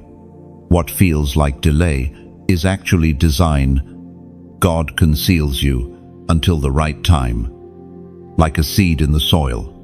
Seeds do not die in darkness, they sprout. What looks like burial is actually planting. Imagine an arrow resting in the hand of an archer. For a time, it is drawn back, hidden from sight. But the longer it is pulled, the greater the force of its release. That backward pull is not punishment, it is preparation for impact. Hidden seasons also protect you. Visibility too early can destroy what is still fragile. A fruit picked before its time is sour, unable to nourish. In the same way, God shields you until maturity ripens your spirit. Protection often feels like obscurity, but it is grace. Do not despise small beginnings. Every stone laid in secret becomes part of the foundation that others will one day see. Nehemiah rebuilt the walls of Jerusalem, but much of the labor happened at night, unnoticed. Yet those unseen efforts became the strength of the city. Your unseen obedience is laying walls of protection for generations. Hiddenness also trains your ears. Without noise, you learn to recognize the shepherd's voice. Without crowds, you discern his whispers. In seasons of quiet, intimacy deepens. You come to know God not just as provider or deliverer, but as friend. These lessons cannot be learned in the spotlight. They are treasures of the secret place. Think of Elijah. After fire fell on Mount Carmel, he fled into the wilderness. In his exhaustion, he expected God in wind, earthquake, and fire. But the Lord came in a gentle whisper. Hiddenness tuned his ears to hear what grand moments could not reveal. And remember this, hiddenness is temporary. Just as Joseph stepped from prison to palace in a single day, just as David moved from shepherd to king, so too your hidden season will give way to unveiling. The moment will come when what has been nurtured in secret will be revealed in strength. But until then, rejoice in the quiet work. Let your heart find contentment in unseen obedience. For in heaven's eyes, nothing is wasted. Every prayer, every act of kindness, every unseen sacrifice is recorded as worship. Chosen one. When you feel forgotten, know that you are remembered. When you feel unseen, I know that you are hidden, not abandoned. And when you feel delayed, know that you are being prepared. Hiddenness is not your ending, it is your beginning. So, embrace this season. Tend your sheep faithfully. Sing your songs in the pasture. Pray your prayers in the prison. For soon, the oil that marked you will meet the crown prepared for you. And the world will see what heaven always knew: you were chosen all along. And do not overlook the beauty of obscurity. It is in the hidden places that roots deepen. No tree begins with branches stretching high into the sky. First, it grows downward, unseen, anchoring itself to withstand the storms to come. Your hiddenness is the season of roots. Without it, the weight of future blessing would topple you. With it, you can carry more than you ever imagined. Hiddenness is also the place where motives are refined. In visibility, it is easy to act for applause, but in secret, your obedience is tested. Will you still worship when no one hears? Still serve when no one thanks you? Still believe when no one affirms you? If the answer is yes, then your heart has been purified to seek the pleasure of God alone. And when the time of revealing arrives, you will not be shaken by the opinions of people, because you learned to stand firm in silence. You will not be corrupted by praise, because you learned to live without it. You will not be undone by rejection, because you learned your worth in God's gaze alone. Chosen one. Hiddenness is not wasted time, it is holy time. Receive it not as punishment, but as preparation. For one day, what was nurtured in silence will thunder in power, and the world will see the fruit of what heaven grew in secret. Carriers of covenant, that is what you are. The moment you obeyed, you stepped into a lineage not built by human hands, but forged by the promises of God. You are not drifting in randomness. You are walking in continuity with a covenant first spoken thousands of years ago. A covenant that still breathes and moves through your life today. When God called Abraham, He did not merely bless a man. He established a covenant with generations. Abraham's faith became the root of a tree that has never stopped bearing fruit. Every chosen one since has walked beneath its branches, grafted into a covenant sealed by divine promise. And now, you carry it too. Covenant is not the same as contract. Contracts are fragile, dependent on performance, easily broken when terms are not met. Covenant, however, is bound in blood, eternal in scope. rooted in God's character rather than human effort. It says, "Even when you stumble, I remain faithful. Even when you falter, I uphold my word." You are walking not in contract, but in covenant, one that cannot be annulled by your weakness, because it is secured by His strength, as was spoken in the book of Genesis, chapter 17, verse 7. "I will establish my covenant as an everlasting covenant between me and you and your descendants after you for the generations to come." Oh, this promise still pulses in your veins. You are not just an individual trying to find purpose. You are a vessel through which God is keeping His word across centuries. Think of the Ark of the Covenant in Israel's history. Wherever it went, it carried evidence of God's promise, the tablets of the law, the manna, Aaron's rod that budded. The Ark was not powerful because of its design, but because of the covenant it contained. Likewise, your life may look ordinary from the outside, but spiritually, you are carrying evidence of God's faithfulness. His promises are stored within you, waiting to manifest in their appointed season. To carry covenant is to walk with weight, not a weight of shame, but of responsibility. Chosen ones cannot live as if their choices affect only themselves. Every step you take, every decision you make, reverberates beyond your lifetime. You are carrying a promise that your children will inherit, whether they realize it or not. Imagine a torch passed from runner to runner in a relay. Each one carries fire, not only for themselves, but for the team, for the race, for the finish line. To drop it is to halt progress. To carry it is to advance destiny. You are that runner in this moment of history. The torch of covenant burns in your hands, lit by those who came before you and destined to ignite those who come after you. Sometimes the weight of covenant feels heavy because it attracts opposition. The enemy knows that if he can break your alignment, he can attempt to fracture the flow of blessing. That is why you have faced battles others have not. That is why temptation seemed sharper for you, why warfare seemed targeted. It was never just about you, it was about the covenant you carry. But here is the truth. Covenant cannot be destroyed by the enemy's schemes. He can pressure, he can attack, but he cannot nullify what God Himself established.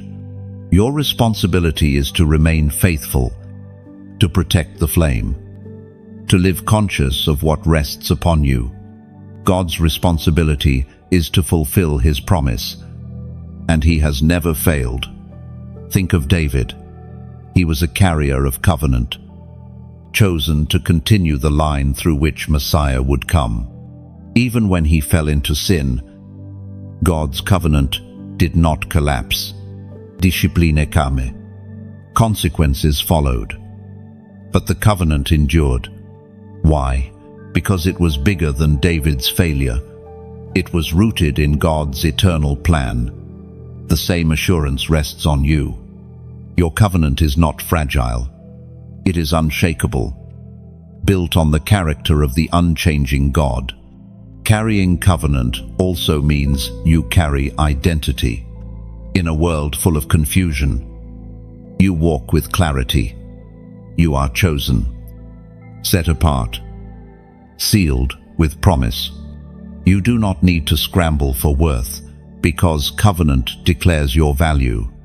You do not need to chase affirmation, because covenant already marks you with belonging.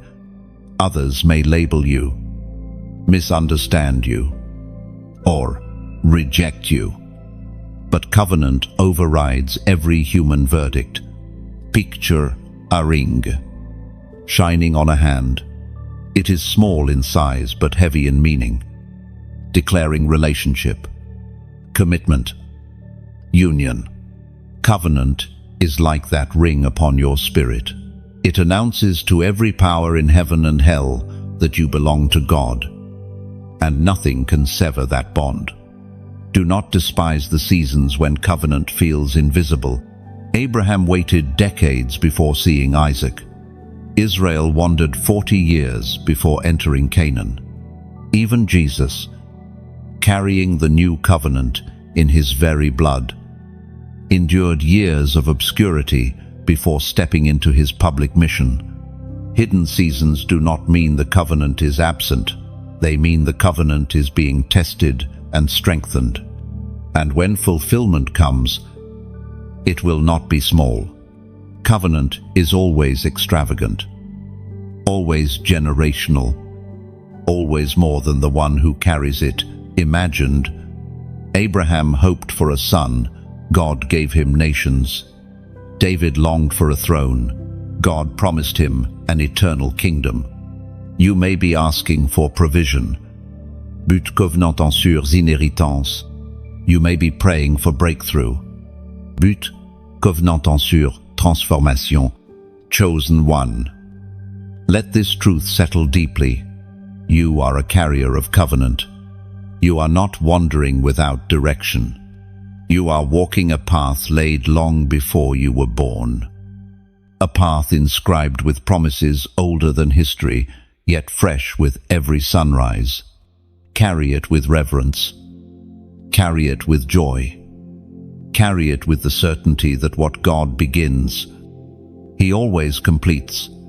And when you feel weary, remember this: covenant is not carried by your strength alone. It is upheld by the one who authored it. Your task is to stay surrendered. His task is to stay faithful. Together, heaven and earth meet in your story. And through you, covenant continue. To wear a crown is not only an honor, it is a calling. When heaven places authority upon you, it does not mean ease. It means responsibility. It means living in such a way that others can see God's faithfulness through your life. And today, you are invited not just to hear this truth, but to declare it: I choose my crown. There comes a moment when the chosen must stop running from identity and embrace it fully. For too long, you may have hidden, questioned, or resisted, feeling unworthy of what heaven spoke over you. But crowns are not given to the worthy, they are given to the called. And when God calls, ear keeps. The Word of God declares in the book of James, chapter 1, verse 12, Blessed is the one who perseveres under trial, having stood the test. That person will receive the crown of life. This is not a temporary crown made of gold that fades. It is a crown of life, an eternal inheritance that testifies you endured, you obeyed, you trusted. And by choosing your crown today, you are saying, I accept the call, I accept the weight, I accept the legacy. But crowns are not carried alone. Even a king relies on a kingdom. And that is why community matters so deeply here. Every like, every share, every subscription is not just an action, it is like adding jewels to the crown. Each one shines with light, reflecting the beauty of faith multiplied through many lives.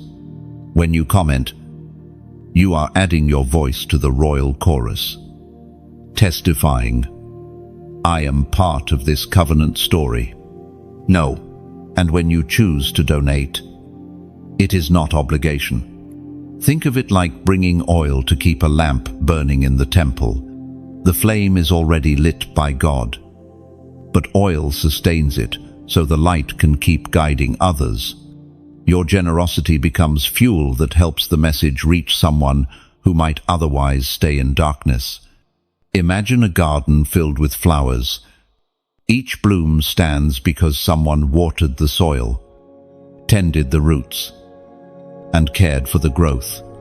This space, these words are like a garden. When you donate, It is like watering the soil so that more flowers can bloom, so that weary souls who wander into this space can find beauty, fragrance, and life. Or think of a bridge spanning a dangerous river. For travelers to cross safely, that bridge must be maintained, repaired, and reinforced. When you choose to give, it is like helping keep the bridge strong so others can cross from despair to hope. You may never meet those travelers, but your generosity becomes the reason they make it across. Chosen one. This is not pressure. This is invitation. You are free. You are loved regardless. The message will continue. The covenant will remain. But when you join in, when you like, share, subscribe, comment, or donate, you become part of the story in a tangible way. You step from simply receiving to also building. And in that building, you leave a mark that lasts. Remember the widow who gave 2 coins to the world. Her gift looked small, but to Jesus, it was priceless. Why? Because it came from her heart, freely, without compulsion. Your gift, no matter how small or large, carries the same fragrance when given in love. So today, let this be your declaration. I choose my crown, not as a phrase only, but as an act of courage. Choosing your crown means stepping boldly into identity, embracing legacy, and participating in the multiplication of blessing. And as you declare it, let your actions align. Let your likes scatter seeds. Your shares plant trees in other fields. Your subscriptions keep you connected to the river. Your comments testify to your faith. And your donations water the soil and keep the lamp burning. Every act, freely chosen, becomes another jewel in the crown you wear. Picture this: one day in eternity, you will stand before the King of Kings. He will place upon your head a crown that shines brighter than any earthly gold. And when he does, you will see in its reflection not only your own obedience, but the ripple effect of every seed you scattered, every act of generosity you chose, every soul touched because you carried your part of the covenant. That is the beauty of choosing your crown. It is not just about today. It is about eternity. And it is about others who will wear crowns because you help them see their worth in God. So, chosen one, let your yes rise boldly. Let your declaration be heard in heaven and felt in your own spirit. I choose my crown. And as you walk forward, may your crown shine not only with promise, but with the jewels of every act of faith, generosity, and love you, freely released along the way. And do not forget, every crown tells a story. When others look at you, they will not only see what you wear, they will see what you carried, what you endured, and what you gave. Your crown will not be polished by comfort, but by sacrifice, not by ease, but by obedience. And every jewel upon it will reflect someone touched because you said yes to God. This is why your crown matters. It is not vanity. It is testimony. It is not decoration. It is declaration. You are chosen to display the faithfulness of God like a living monument. And even when you feel ordinary, your crown speaks loudly in the unseen realm, declaring to darkness, this one belongs to the King. And so walk tall. Do not shrink. Wear your crown with humility, but also with courage, because heaven trusted you with it. and your legacy shines because of it. Chosen one. There is a weight to glory. It is not always the dazzling brightness you imagine. It is also the heaviness of responsibility, the pressing of trials, the refining of character. When Scripture speaks of glory, it does not mean glamour. Glory is the manifest presence of God resting upon a life, shaping it, stretching it, and transforming it until the vessel becomes a reflection of the King himself. You have felt this weight. Perhaps you did not always have words for it, but you knew, while others lived carelessly, something in you could not. While others compromised, you felt conviction. That was the weight of glory marking you, pressing you, setting you apart. The Apostle reminds us in his second letter to the Corinthians, chapter 4, verse 17, "For our light and momentary troubles are achieving for us an eternal glory that outweighs them all." This is the paradox. You thought your troubles were evidence of weakness, but in truth, they were pressing oil out of you. Glory outweighs trouble, not by ignoring it, but by transforming it. Every burden you carried has been converted into weight that anchors you deeper in God's presence. Think of olives. On their own, they are bitter, unable to release their true value. But when pressed, when crushed, when squeezed under weight, oil flows forth, oil that fuels lamps, anoints kings, and brings healing. Your trials have pressed you. Yes, but the pressing was purposeful. From it, oil has flowed. And this oil is not just for you, it is for those you will touch, for those you will intercede for those who will find healing through your story. Or imagine coal buried in darkness. For years it sits unnoticed, under pressure, under weight, and yet, over time, that coal becomes a diamond, radiant and unbreakable. That is the transformation of glory. What once looked ordinary, rough, and unremarkable is revealed as priceless treasure because of the pressure it endured. Glory also carries visibility. When Moses descended from Mount Sinai after encountering God, his face shone so brightly that the people trembled. He carried an imprint of divine presence. The same is true for you. People may not always understand what they sense around you, but they feel it. They feel peace when you enter a room, conviction when you speak truth, and comfort when you extend kindness. That is the reflection of glory shining through you. And yet, glory also hides itself. Sometimes you wonder why people do not see you, why doors do not open, why your life feels overlooked. Understand this: glory is not given for applause. It is given for purpose. And sometimes God conceals your shine until the appointed time.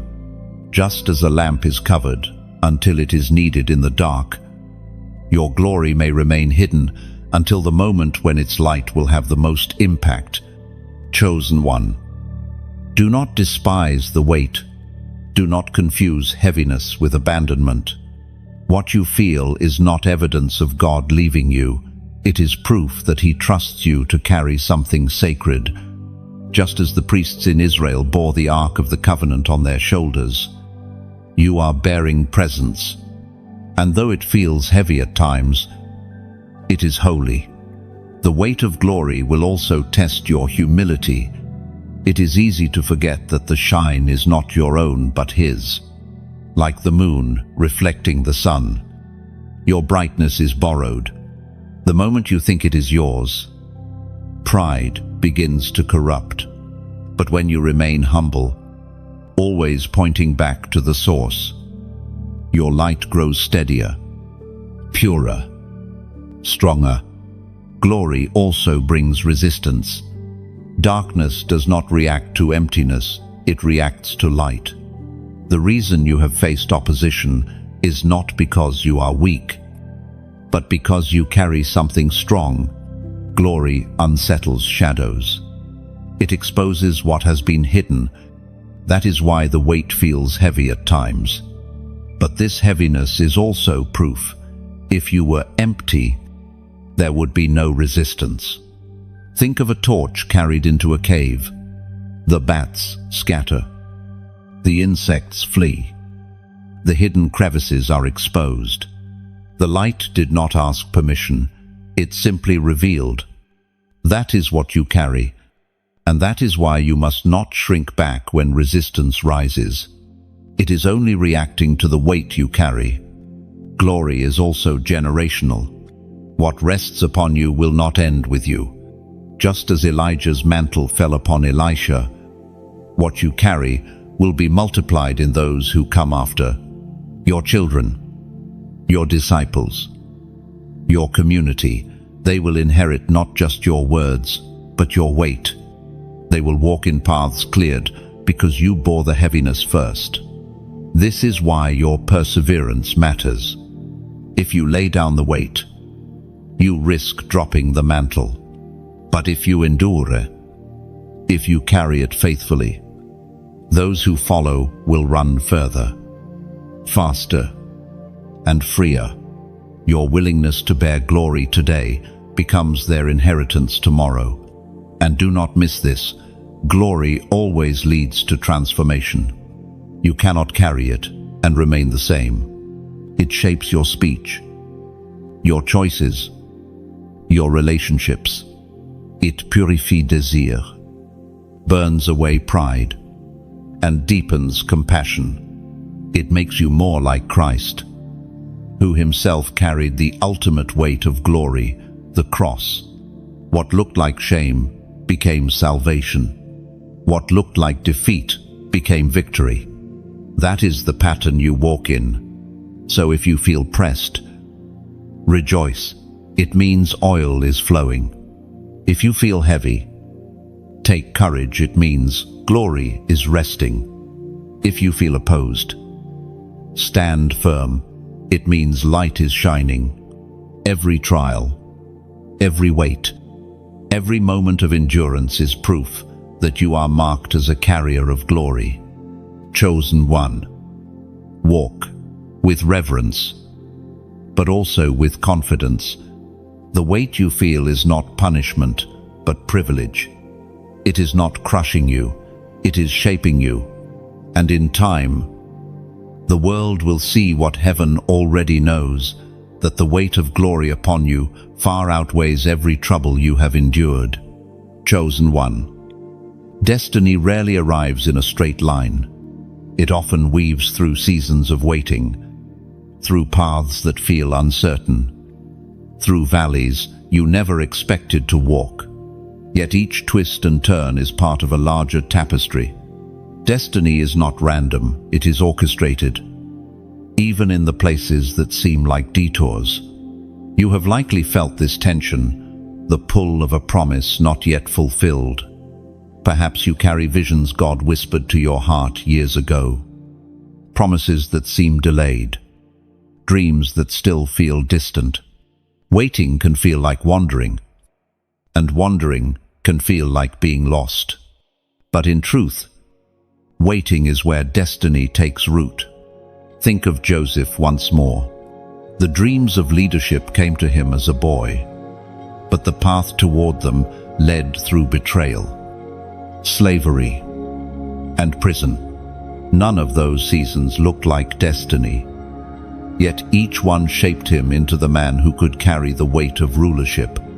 The pit, the prison, and the palace were all threads of the same story. According to the book of Habakkuk, chapter 2, verse 3, "For the revelation awaits an appointed time. It speaks of the end and will not prove false. Though it linger, wait for it. It will certainly come and will not delay." This verse reveals something crucial. Destiny has an appointment. It does not arrive early, and it does not arrive late. It arrives right on time. The waiting is not wasted, it is preparation. Destiny is like an arrow drawn back in a bow. The further it is pulled back, the greater the force when it is released. Waiting seasons feel like being pulled backward, hidden, stretched, restrained. But when the appointed moment comes, the release is powerful, accurate, unstoppable. What feels like delay is actually acceleration in disguise. Or picture a sculptor chiseling a block of stone. To the untrained eye, the blows seem destructive, unnecessary, even cruel. Yet, with each strike, form emerges. Beauty, hidden within the stone, becomes visible. Destiny works the same way. Every strike of hardship, every chisel of discipline, every season of pressure is shaping you into the vessel God envisioned from the start. Destiny also carries responsibility. It is not simply about reaching a place of recognition or achievement. It is about carrying the purposes of heaven on earth. To walk in destiny means to live with awareness that your life is part of a divine mission. This is why the road is narrow and the price is high. Those who carry destiny cannot live like everyone else. Think of Esther. Her path to the palace looked like coincidence, but destiny was at work. And when the moment of decision came, she realized, perhaps I have come to the kingdom for such a time as this. Destiny is always bigger than personal gain. It is tied to the deliverance and blessing of others. At times, destiny feels overwhelming. You may question whether you are truly strong enough, wise enough, or ready enough. But the truth is this: God does not choose the qualified, He qualifies the chosen. Every weakness you fear has already been accounted for. Every limitation you see is an opportunity for His strength to shine. Destiny is not sustained by your perfection, but by His promise. And while destiny is personal, it is never private. The fullness of your calling is always connected to others. Your obedience opens doors for them. Your perseverance inspires them. Your breakthroughs make room for theirs. This is why destiny cannot be selfish. It must flow outward. Chosen one, do not despise the path you are on. Every detour has meaning. Every delay has purpose. Every disappointment is a stepping stone, not a dead end. Destiny is weaving together a story you will only fully understand when you look back and see how every moment fit. So walk with patience. Trust the timing. Endure the chiseling. Let yourself be pulled back, knowing release is coming. For the God who began this work in you will be faithful to complete it. And when destiny unfolds, it will not only bless you, it will bless generations. Destiny is often misunderstood as a single destination, but it is more like a journey of unfolding seasons. Each chapter prepares you for the next. The wilderness trains your endurance. The waiting teaches you trust. The breakthrough reveals God's power. Together, they form the story of destiny. Think of Israel's journey out of Egypt. Their destiny was the promised land. Yet the desert was part of the process. In the desert, manna fell. Water flowed from the rock, and covenant was given. Without the wilderness, they would not have been ready to inhabit promise. In the same way, your seasons of dryness are not evidence of abandonment, they are classrooms of destiny. And remember, destiny is not fragile. It cannot be stolen by men, ruined by delay. or cancelled by failure. Even what the enemy designs for harm, God bends back into alignment with his plan. Joseph himself said, "You meant evil against me, but God meant it for good." That is the assurance you carry. Destiny also carries a sound, deep within you. There is a resonance when you align with God's plan. It is like the tuning of an instrument. When you are off-key, you feel restless. But when you are aligned, there is peace, even in hardship. That peace is the echo of destiny, confirming you are on course. So do not measure destiny by speed or success. Measure it by alignment. If your steps are in sync with heaven, then even in waiting, you are exactly where you are meant to be. Chosen one.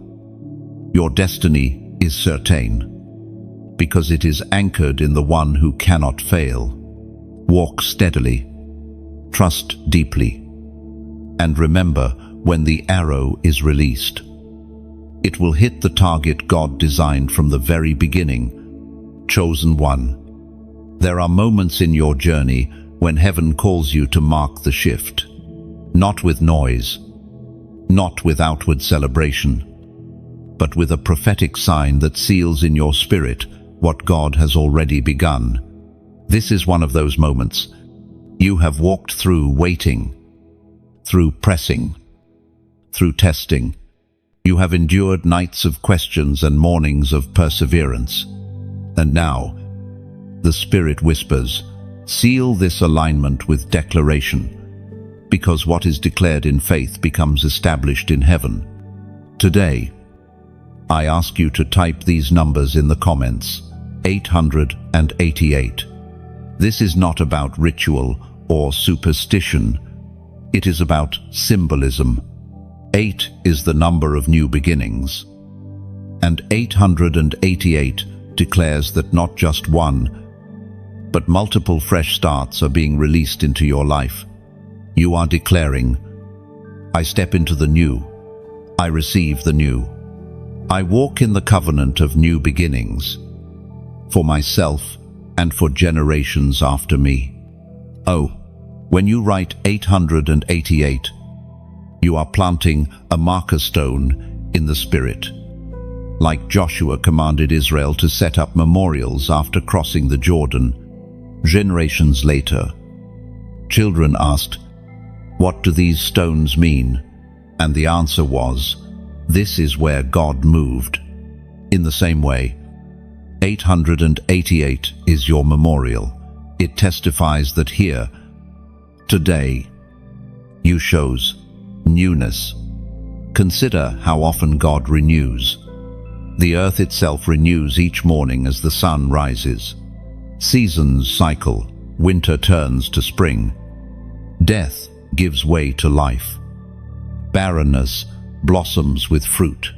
Renewal is woven into creation, and your life is no different.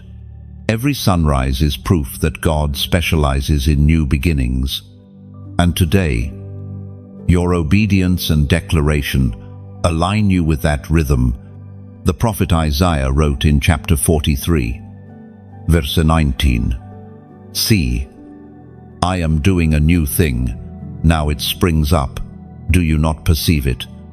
I am making a way in the wilderness and streams in the wasteland." Then, this is not just poetry. It is promise. Wilderness cannot stop new beginnings. Wastelands cannot stop rivers from flowing. And no matter what season you have endured, God is declaring a fresh start over your story. Think of Noah stepping off the ark. The world behind him had drowned in judgment, but ahead lay a new beginning. The smell of rain still hung in the air. Yet the rainbow declared covenant and hope.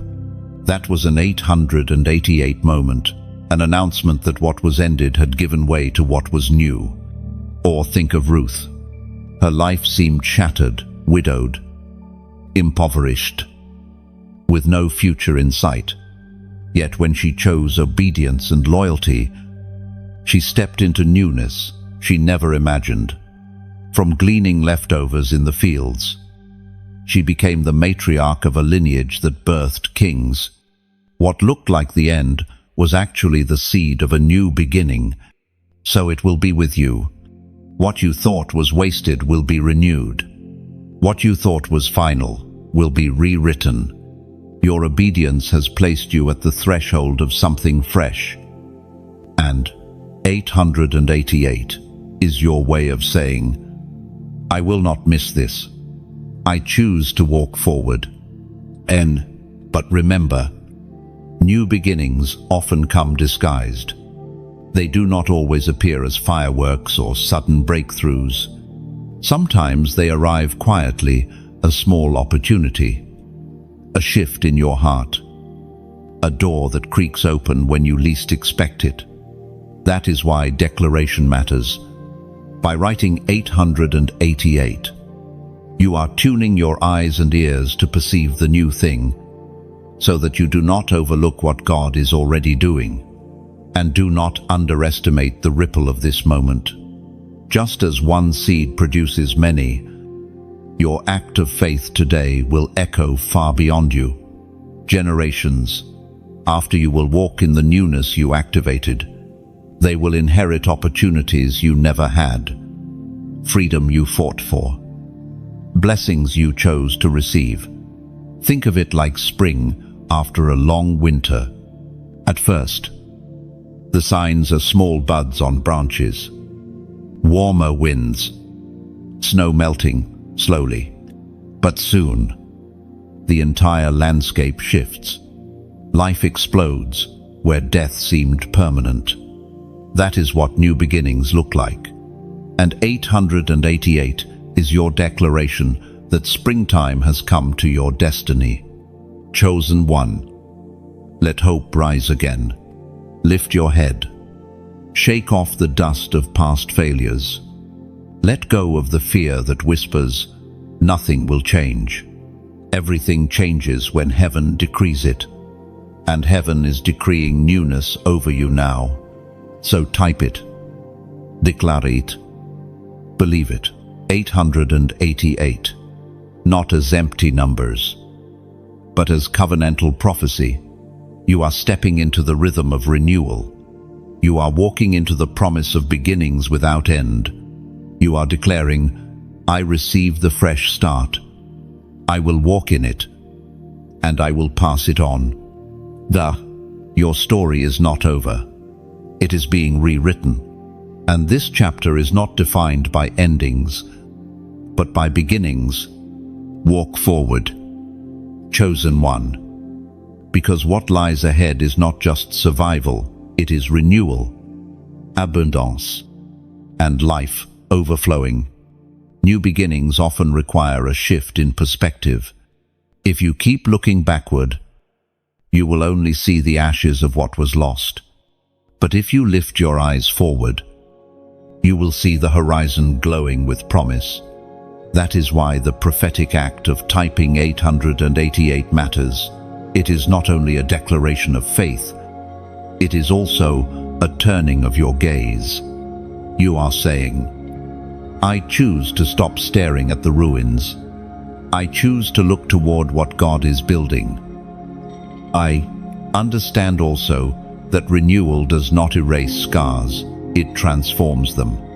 Jesus, after his resurrection, still bore the marks in his hands, but those scars were no longer symbols of defeat, they were proof of victory. In the same way, your scars will remain, but they will no longer speak of pain. They will testify of new beginnings. 888 is your way of declaring that scars are now stories, and stories are now testimonies. So step boldly into the new. Receive it with open hands and open heart. What you declare today will not fade into empty words. It will echo into eternity. 888 is more than digits. It is destiny sealed, hope renewed, and covenant confirmed. Chosen one.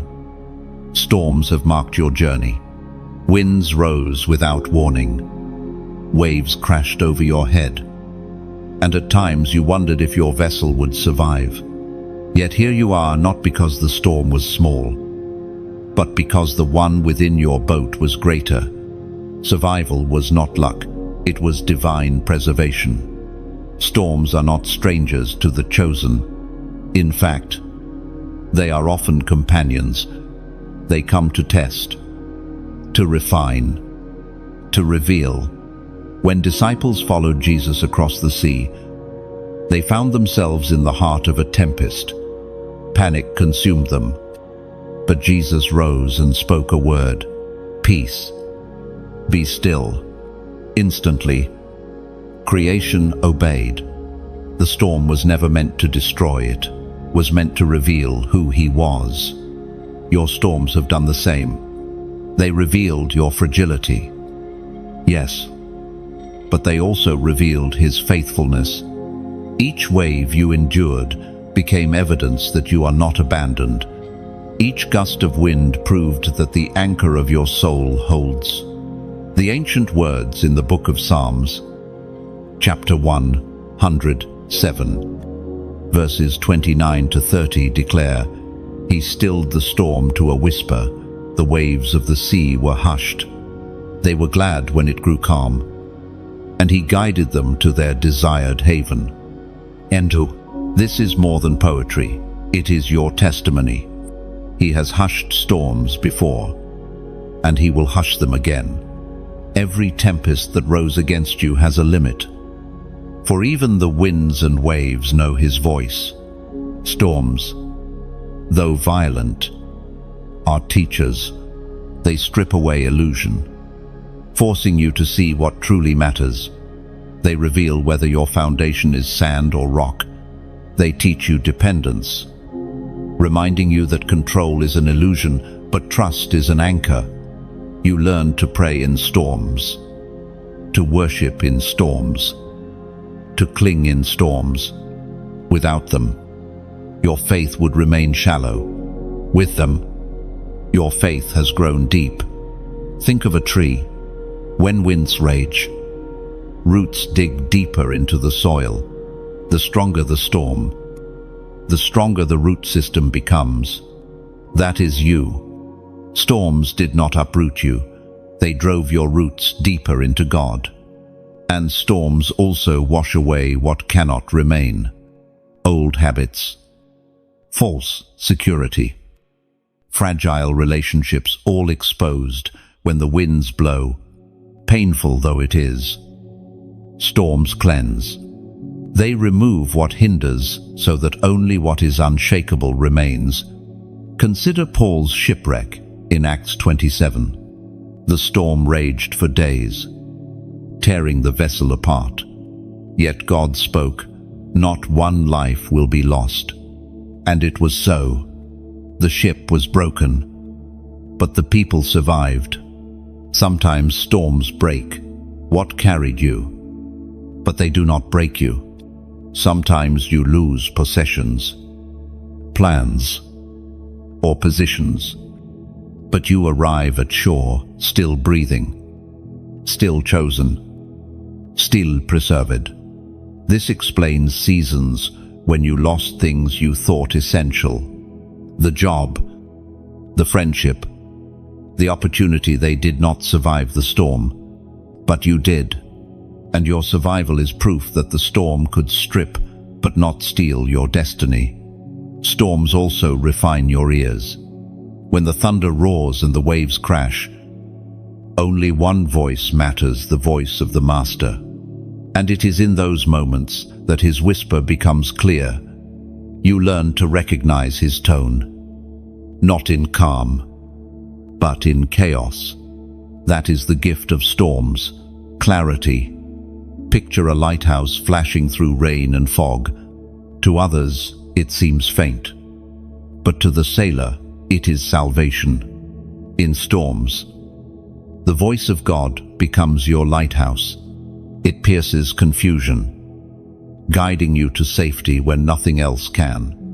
Do not despise your storms, for they have become part of your inheritance. They are woven into your testimony. One day, when others tremble in their own storms, you will stand before them and say, I have seen waves. I have felt winds. I have heard thunder, and I survived. Your story will be the anchor for their faith. Chosen one. Storms will come again. This world is not free of them. But now you walk with memory. Memory of waves hushed, of winds silenced, of nights endured. That memory is strength.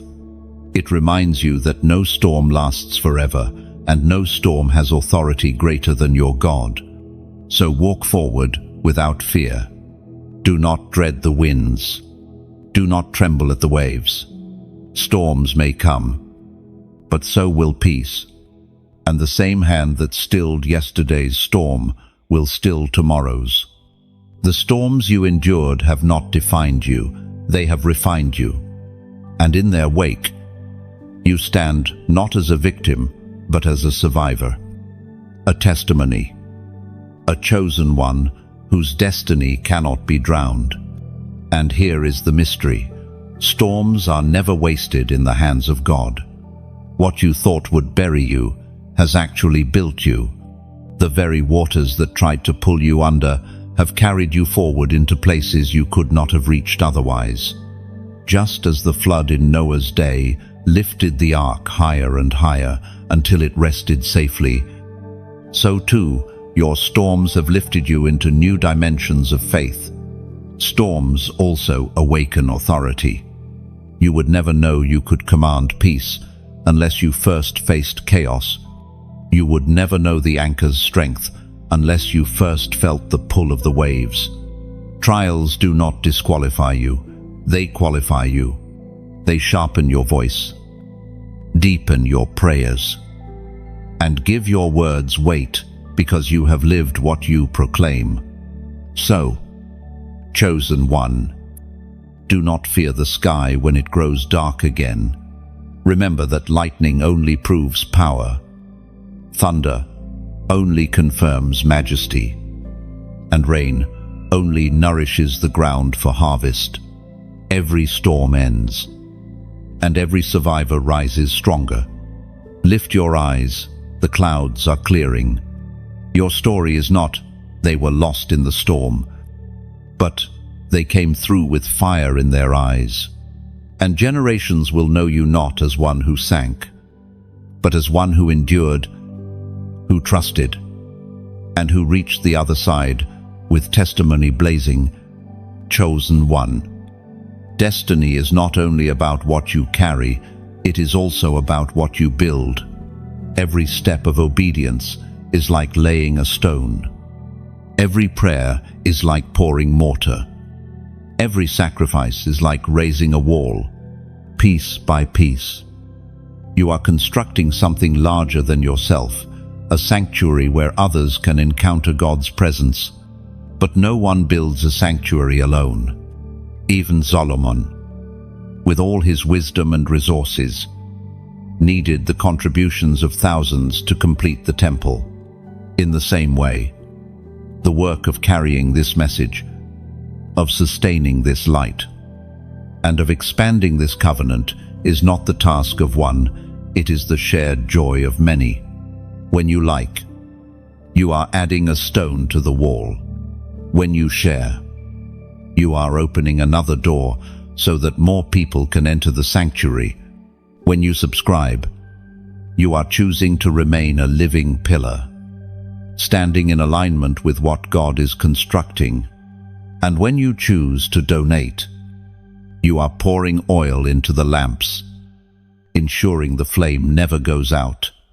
It is written in the book of Exodus, chapter 25, verse 8, "Then have them make a sanctuary for me, and I will dwell among them."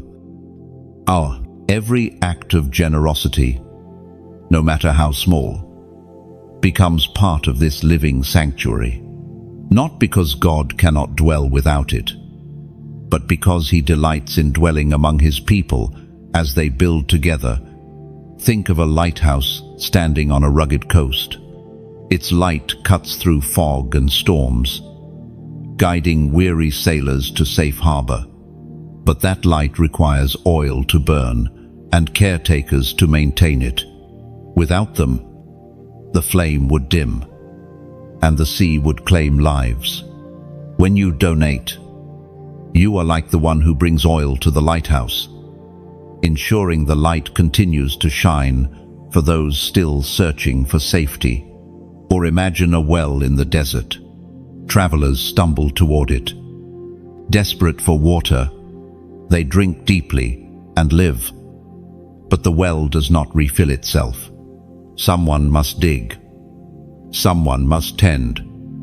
Someone must pour. Your generosity is like keeping the well open. You may never see the faces of those who drink, but heaven records that their thirst was quenched because of your faithfulness. And do not forget the beauty of this. Generosity is never forced. It is not obligation. It is invitation. You are not pressured to give. You are invited to plant. Seeds do not look like forests, but they carry forests within them. Every gift you release is a seed. It may leave your hand, but it never leaves your life. It returns multiplied in ways you cannot imagine. Picture a field stretching out to the horizon. It looks barren until one day, a small green shoot breaks through the soil. Soon, a harvest appears, abundant and overflowing. That harvest came from one seed, sown in faith. When you release your generosity, you are sowing into soil that will one day burst forth with harvest, not only for you, but for those who come after you. Chosen one. Your crown is not measured only by how you endured, but also by how you gave. When you like, share, subscribe, and when you choose to donate, you are weaving jewels into that crown. And one day, when you stand before the King, he will show you how every small act became eternal treasure. Do not give out of compulsion. Do not act out of guilt. Give if you feel led. Share if your heart stirs. Donate if your spirit rejoices. That is what makes generosity powerful. It is free. It is voluntary. It is love in motion. Even a cup of cold water offered in his name does not go unnoticed. Heaven watches, not with tally marks, but with delight. Every act of generosity is recorded as worship, as incense rising, as oil poured on the feet of Jesus. So see this clearly. You are not just supporting a message, you are fueling a movement. You are not just keeping a channel alive. You are tending a flame that reaches into lives you may never meet. And every click, every share, every subscription, every gift becomes part of a story that will outlive you. Chosen one. The sanctuary is rising. The lighthouse is burning. The well is open. The harvest is waiting. And you have the honor of being part of it. Step freely. Give joyfully. Sow willingly, and know that every act you release will echo into eternity. And remember, even the smallest gesture carries weight. A single spark can ignite a fire on a cold night. A single drop can ripple across the whole lake. In the same way, one like, one share, one subscription, or one donation may seem small to you, but to someone on the other side of the screen, it could be the very light that changes everything. This is the beauty of covenant community. No act is wasted. No seed is forgotten. And no offering of love goes unseen. There is a sacred moment when you must not just hear a message, but step into it. Words can inspire, but only action seals the truth. Freedom is not a concept, it is a covenant. You are not chosen to carry chains, you are chosen to walk free. Freedom is like stepping out of a cave into sunlight. For so long you lived in shadows, adjusting your eyes to dimness, thinking that was all there was. Then suddenly light floods in, warmth surrounds you, and you realize this is what life was meant to be. Or imagine a bird once trapped in a cage. For years, it beat its wings against the bars, weary and hopeless. But one day, the door opened. At first it hesitated, unsure if the sky was truly safe. Then it spread its wings and discovered it was born to soar. The apostle wrote in the letter to the Galatians, chapter 5, verse 1, "It is for freedom that Christ has set us free. Stand firm, then, and do not let yourselves be burdened again by a yoke of slavery." Freedom does not erase scars, but it transforms them. Think of Paul, once chained in prison. Even there, he wrote letters overflowing with joy. His body was confined, but his spirit soared. That is the kind of liberty heaven is giving you, freedom deeper than circumstance. And this freedom is not only for you, it is generational. When you walk free, you create a path for others to follow. Family members who thought the curse could never break will see your life and know it ends here. Friends who assumed cycles never change will look at you and realize the chain is broken. Freedom must also be guarded. Just as Israel was delivered from Egypt, but tempted to return, you too may hear the whisper, "Go back." But true liberty is not the absence of boundaries, it is the presence of purpose. Freedom empowers you to live differently, to forgive, to choose obedience, to walk in courage instead of fear. Think of Peter walking out of prison after the angel unlocked the gates. Step after step, he realized the chains were gone, the guards bypassed, and the city streets opened before him. His freedom did not only encourage him, it ignited faith in the church. Your freedom will do the same. So, chosen one, let this moment be sealed. You have endured storms, broken chains, and walked through fire. And now, heaven invites you to declare the truth with your own mouth. As a final act of alignment, type these words in the comments as your prophetic seal. I walk free. And understand this. When you declare freedom, you are not speaking wishful thinking. You are aligning yourself with a finished work. Jesus has already secured your liberty. The cross was the key. The resurrection was the proof. And your declaration is the agreement. Heaven has already decreed it. You are simply echoing what is true. Freedom is not fragile. It does not depend on your feelings or circumstances. Feelings shift like shadows, and circumstances rise and fall like tides.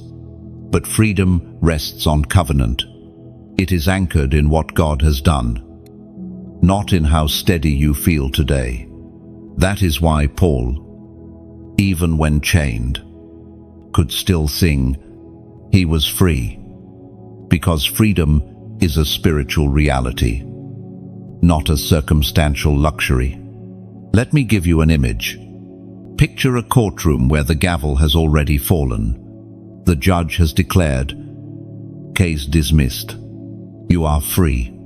The prison door has been opened. Yet some people remain inside because they cannot believe it is true. They live in chains that no longer exist. That is why your declaration matters. When you say, I walk free, You are stepping out of the open door, refusing to live in chains that have already been broken. Freedom also reshapes how you see yourself.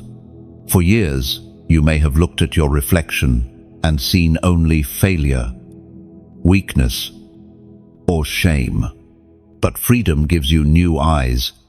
You begin to see yourself as God sees you: redeemed, restored, chosen. The chains were not just around your hands, they were around your vision. Now your sight is clear, and you can recognize the dignity and identity God placed inside you. Think of the prodigal son. When he returned home, he expected rejection, punishment, or at best, servanthood. Instead, his father placed a robe on his shoulders, a ring on his finger, and shoes on his feet.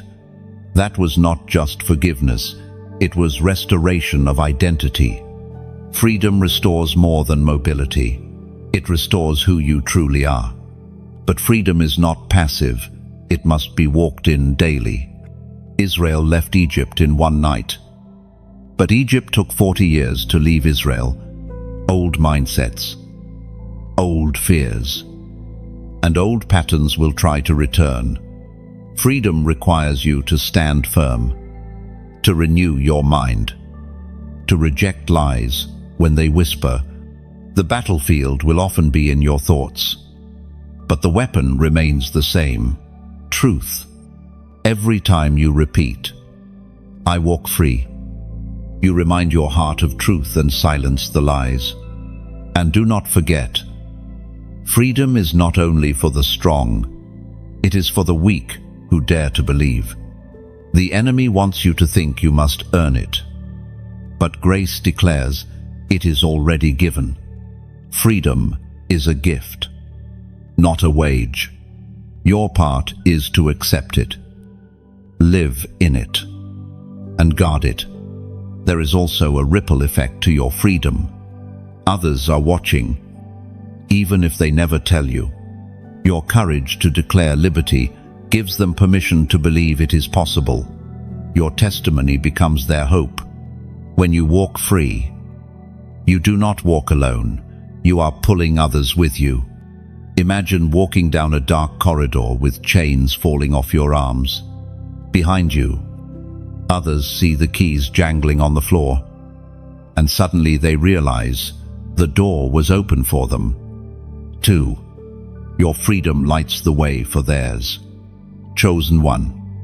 This is why today matters. Not just because you are free, but because you are becoming a liberator. Your story will be the sound of chains breaking for others. Your words will carry the weight of testimony, and your life will stand as proof that nothing is too strong for God to break.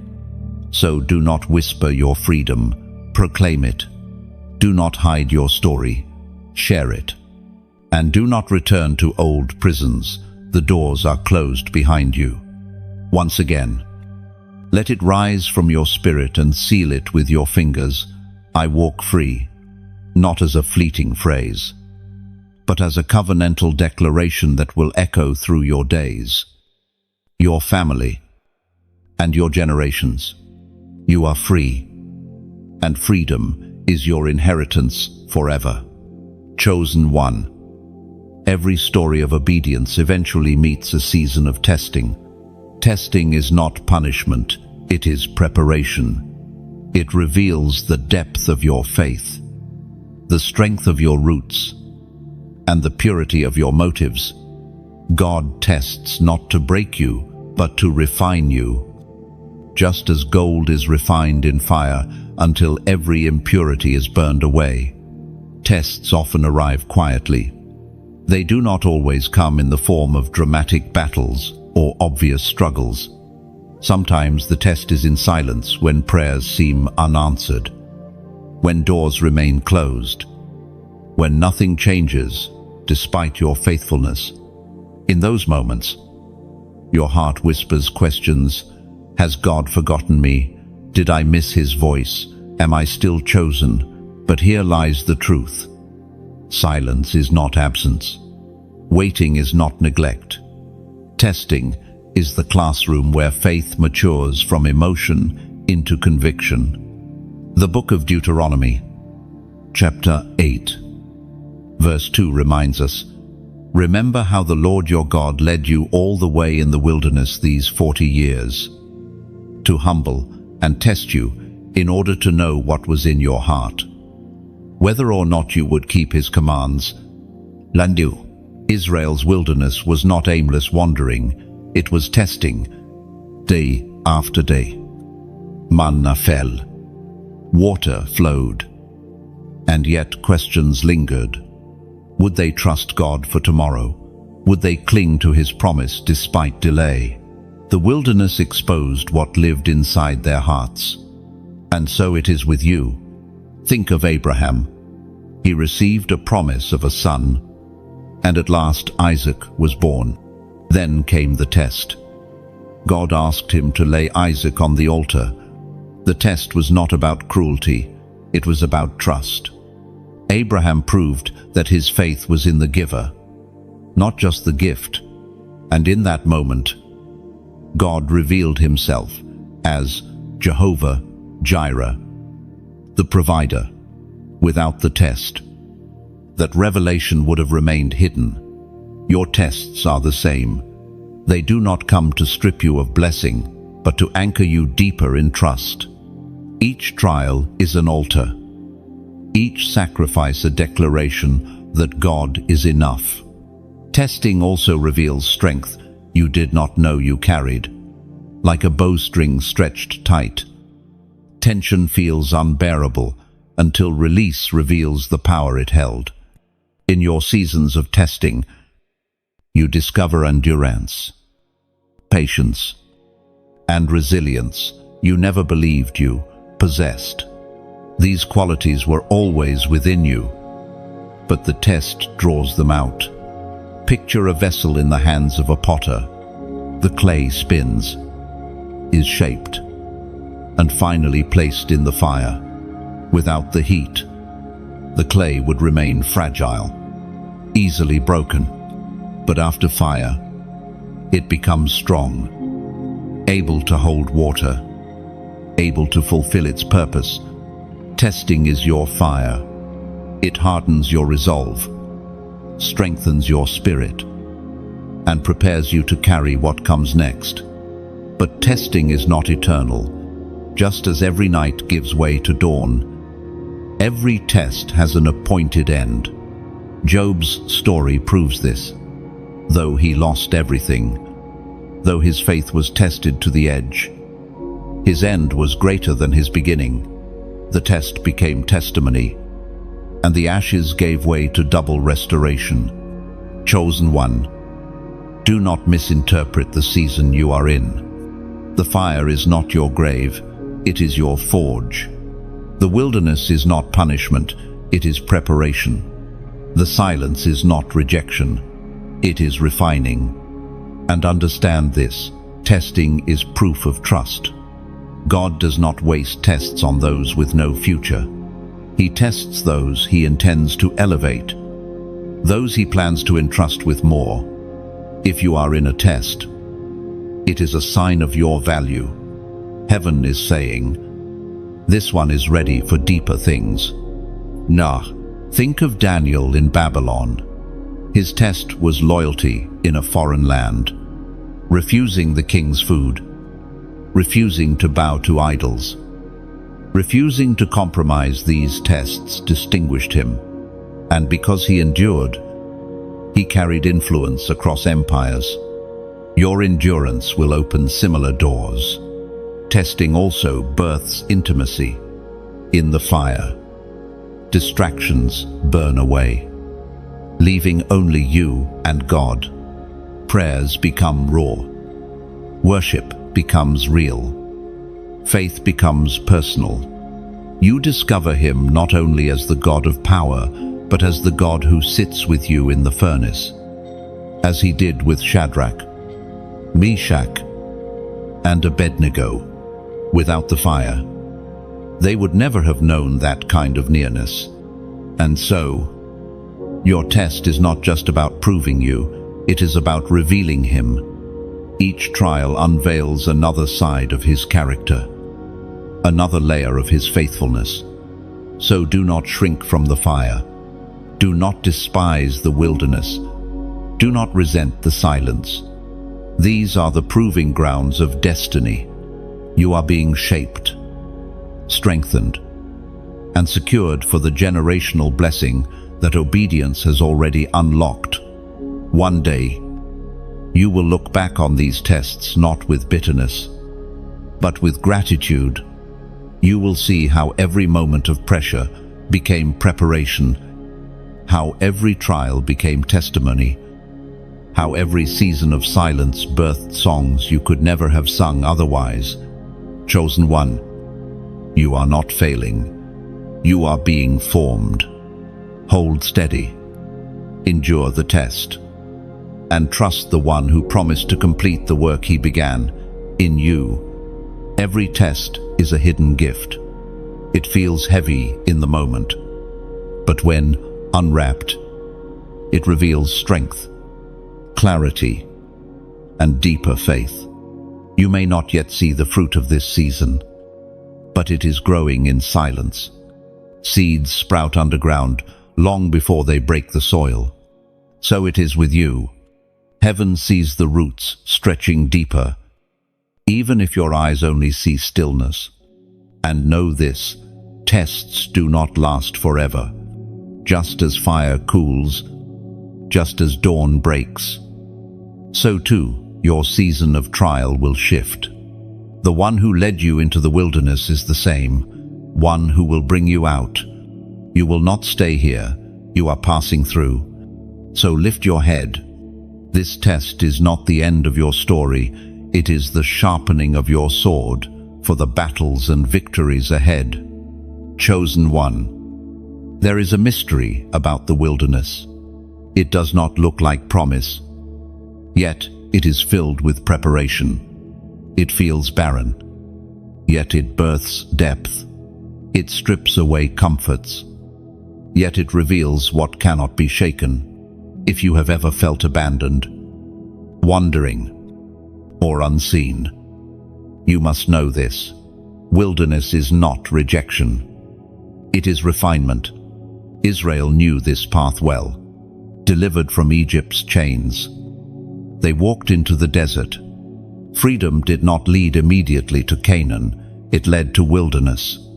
There, their hunger revealed their trust. Their thirst revealed their dependence. Their disobedience revealed their need for mercy. The wilderness became a mirror, showing what was in their hearts. As the prophet Hosea wrote in chapter 2, verse 14, "Therefore I am now going to allure her. I will lead her into the wilderness and speak tenderly to her." 1. The wilderness is not just a place of testing, it is a place of encounter. God draws His chosen there to speak tenderly, to strip away noise, to reveal Himself in ways the city cannot. Think of Moses, raised in Pharaoh's palace.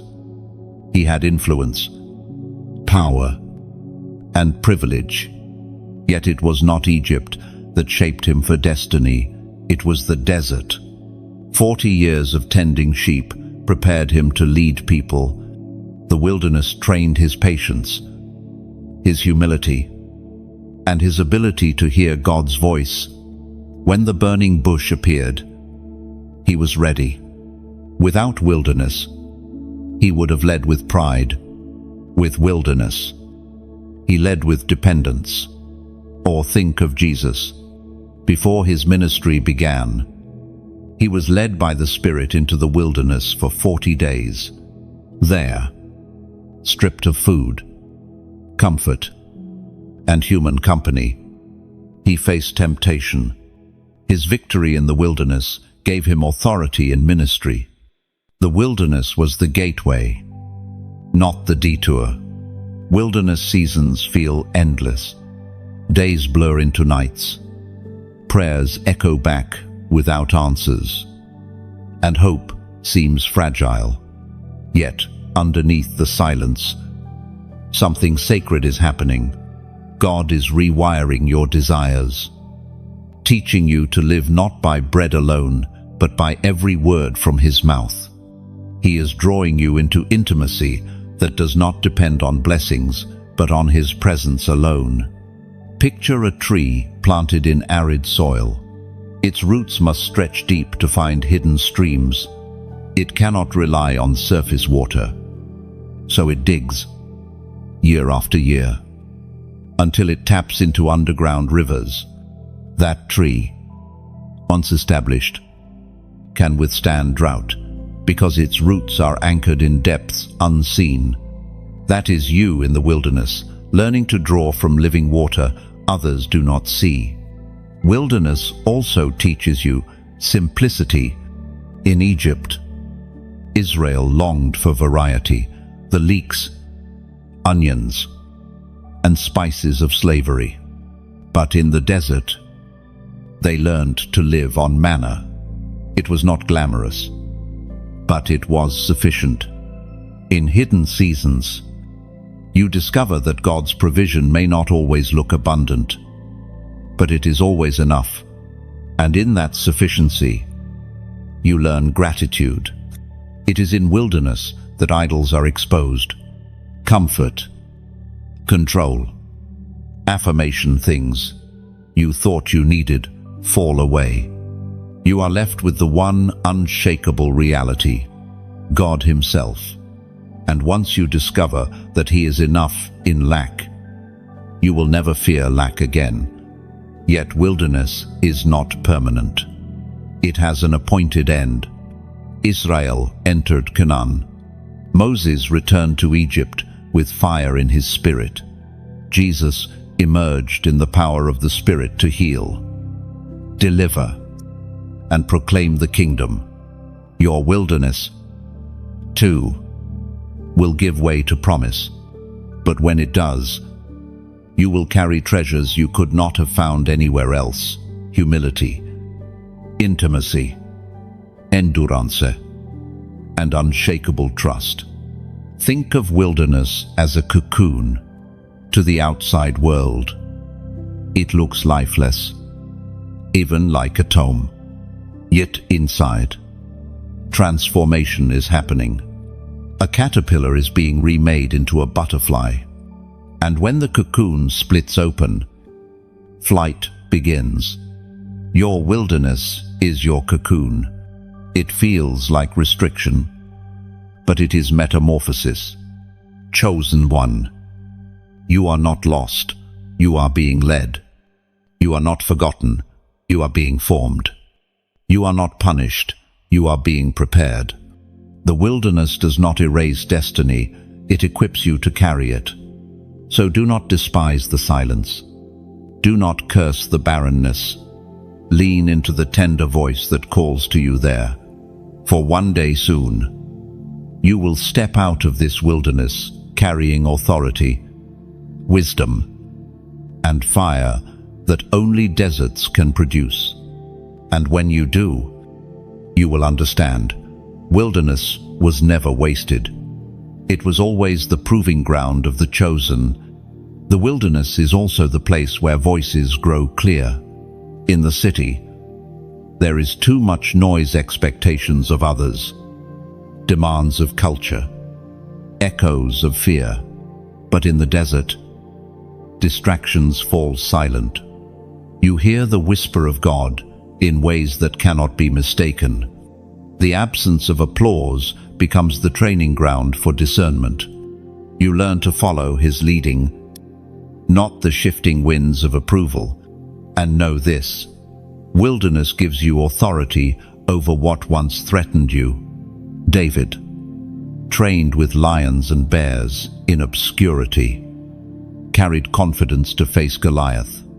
Jesus, tested by temptation in the desert, walked in authority over demons in His ministry. Likewise, your endurance in wilderness equips you with weapons forged in hiddenness. What once intimidated you will tremble before you. Do not think lightly of this season.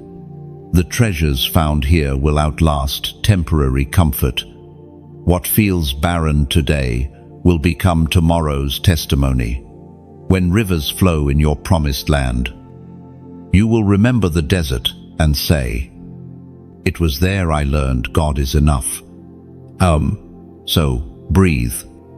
Chosen one, your wilderness is not a curse, it is a calling. And when you emerge, you will not only survive, you will shine with a depth and authority that could only have been born in silence, shadows, and sand. Chosen one, there comes a moment when the atmosphere of heaven demands a response from you, not just in thought, not just in quiet agreement, but in a prophetic act that seals what God has spoken over your life. That moment is now. You have walked through storms, through silence, through wilderness, and through fire. Each season was not meant to break you, but to forge you. And now, heaven invites you to mark this shift, not with noise or ritual, but with a simple declaration, one that aligns your spirit with generational blessing.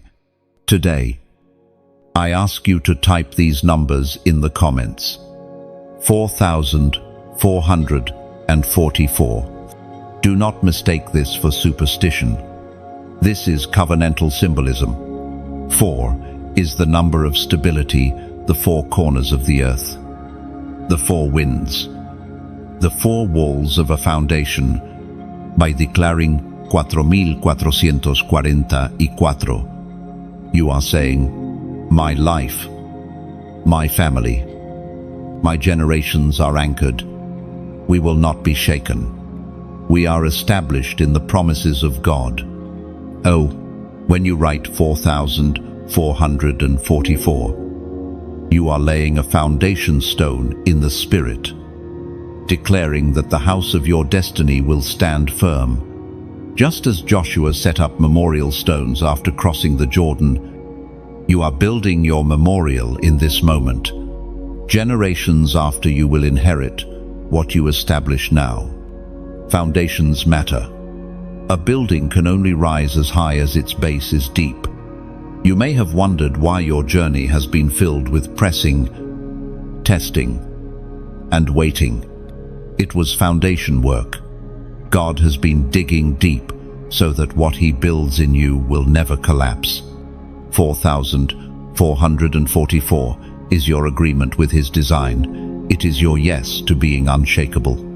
We are reminded in the book of Proverbs, chapter 10, verse 25, when the storm has swept by, the wicked are gone, but the righteous stand firm forever.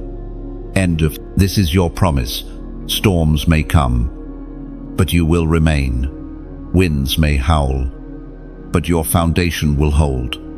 And your declaration of 4,444 is your prophetic act of anchoring yourself to this eternal truth. Think of Noah again. The ark rested on Mount Ararat after the flood. That resting was not accidental. It was stability after chaos. Or think of the wise man in Jesus' parable, who built his house on rock. The rains fell. The floods rose. The winds blew. But the house did not fall. Why? Because its foundation was secure. That is what 4,444 represents: the stability of obedience, the immovability of covenant, the endurance of faith. And do not overlook this. Foundations are generational. You are not just building for yourself. You are building for children you may never meet, for descendants who will walk in the blessing your obedience secured. Just as Abraham's faith became a foundation for nations, your faith today becomes stability for your bloodline. Imagine a mighty oak tree. Its roots spread wide, gripping the soil with strength. Storms can strip leaves. Winds can snap branches. But the tree stands because its roots are deep. You are that oak. And your declaration of 4,444 is your root system reaching deeper into the covenant soil of God's promises. There is someone listening who feels as if their foundation has always been shaky. Your family story was marked by instability, broken homes, shifting loyalties, fragile faith. But hear this, the instability ends with you. 4,444 is your prophetic line in the sand. You are saying, "From me forward, we will not be shaken. From me forward, my house is built on rock." Len, do not underestimate the power of such a declaration. Hell itself trembles when a chosen one declares stability, because instability breeds chaos, but stability releases blessing. And when you type 4,444, you are announcing to every power of darkness, this house is no longer vulnerable. This line is no longer fragile. This covenant is unbreakable. Chosen one. Stability is not absence of storms. It is endurance through them. You will still face winds, but you will not collapse. You will still hear thunder, but your house will stand. And each time you look back, you will remember this moment, sealed with a prophetic act. And you will know, my foundation is firm. So write it now, 4,444. Write it not as digits on a screen, but as pillars in the spirit. Write it not for applause, but for alignment. Write it as covenant, as declaration, as testimony. For today, your foundation is being confirmed, your stability established, your inheritance secured. But let me show you more clearly why this moment matters. A foundation is invisible once the building rises. People notice walls, windows, and rooftops, but they rarely see the base beneath. Yet it is the hidden foundation that holds everything steady. Your declaration of 4,444 is not about public appearance, it is about the invisible strength that ensures what is visible will not fall. Think of a bridge spanning a deep valley. Travelers cross with confidence, never pausing to question the supports beneath their feet. The strength of the bridge is not in its beauty, but in its foundation. So too with your life. Many may admire your victories, but heaven knows it is the hidden foundation of obedience, prayer, and covenant that makes those victories possible. Typing 4,444 is your way of saying, I choose to build where no one else sees, so that what rises will endure. End of T. And remember, stability does not mean stillness.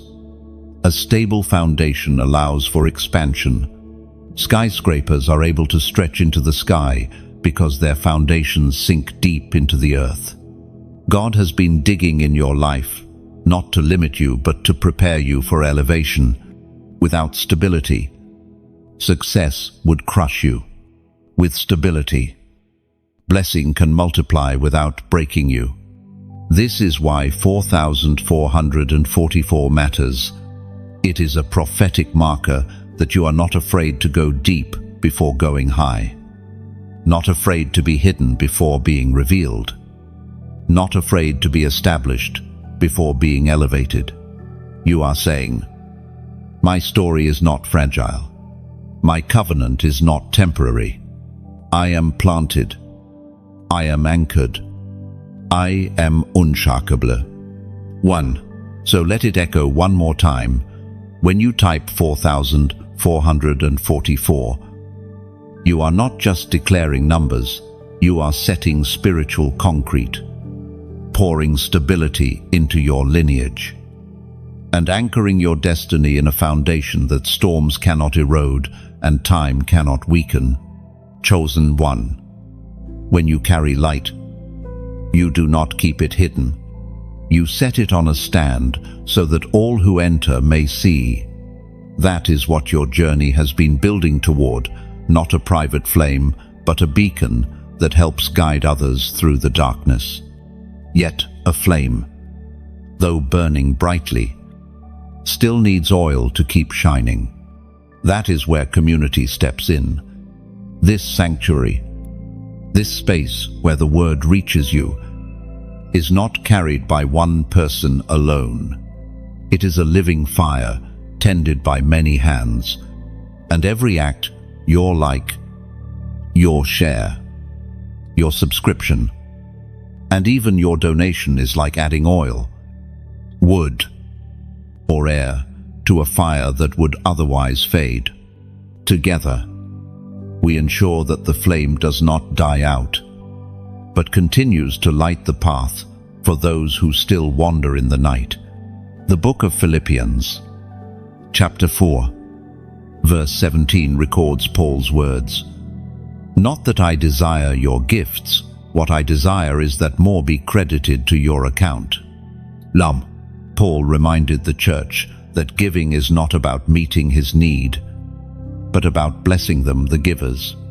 When you pour into the fire of this ministry, heaven records it as a seed, and the return is credited to you in ways that often overflow beyond money.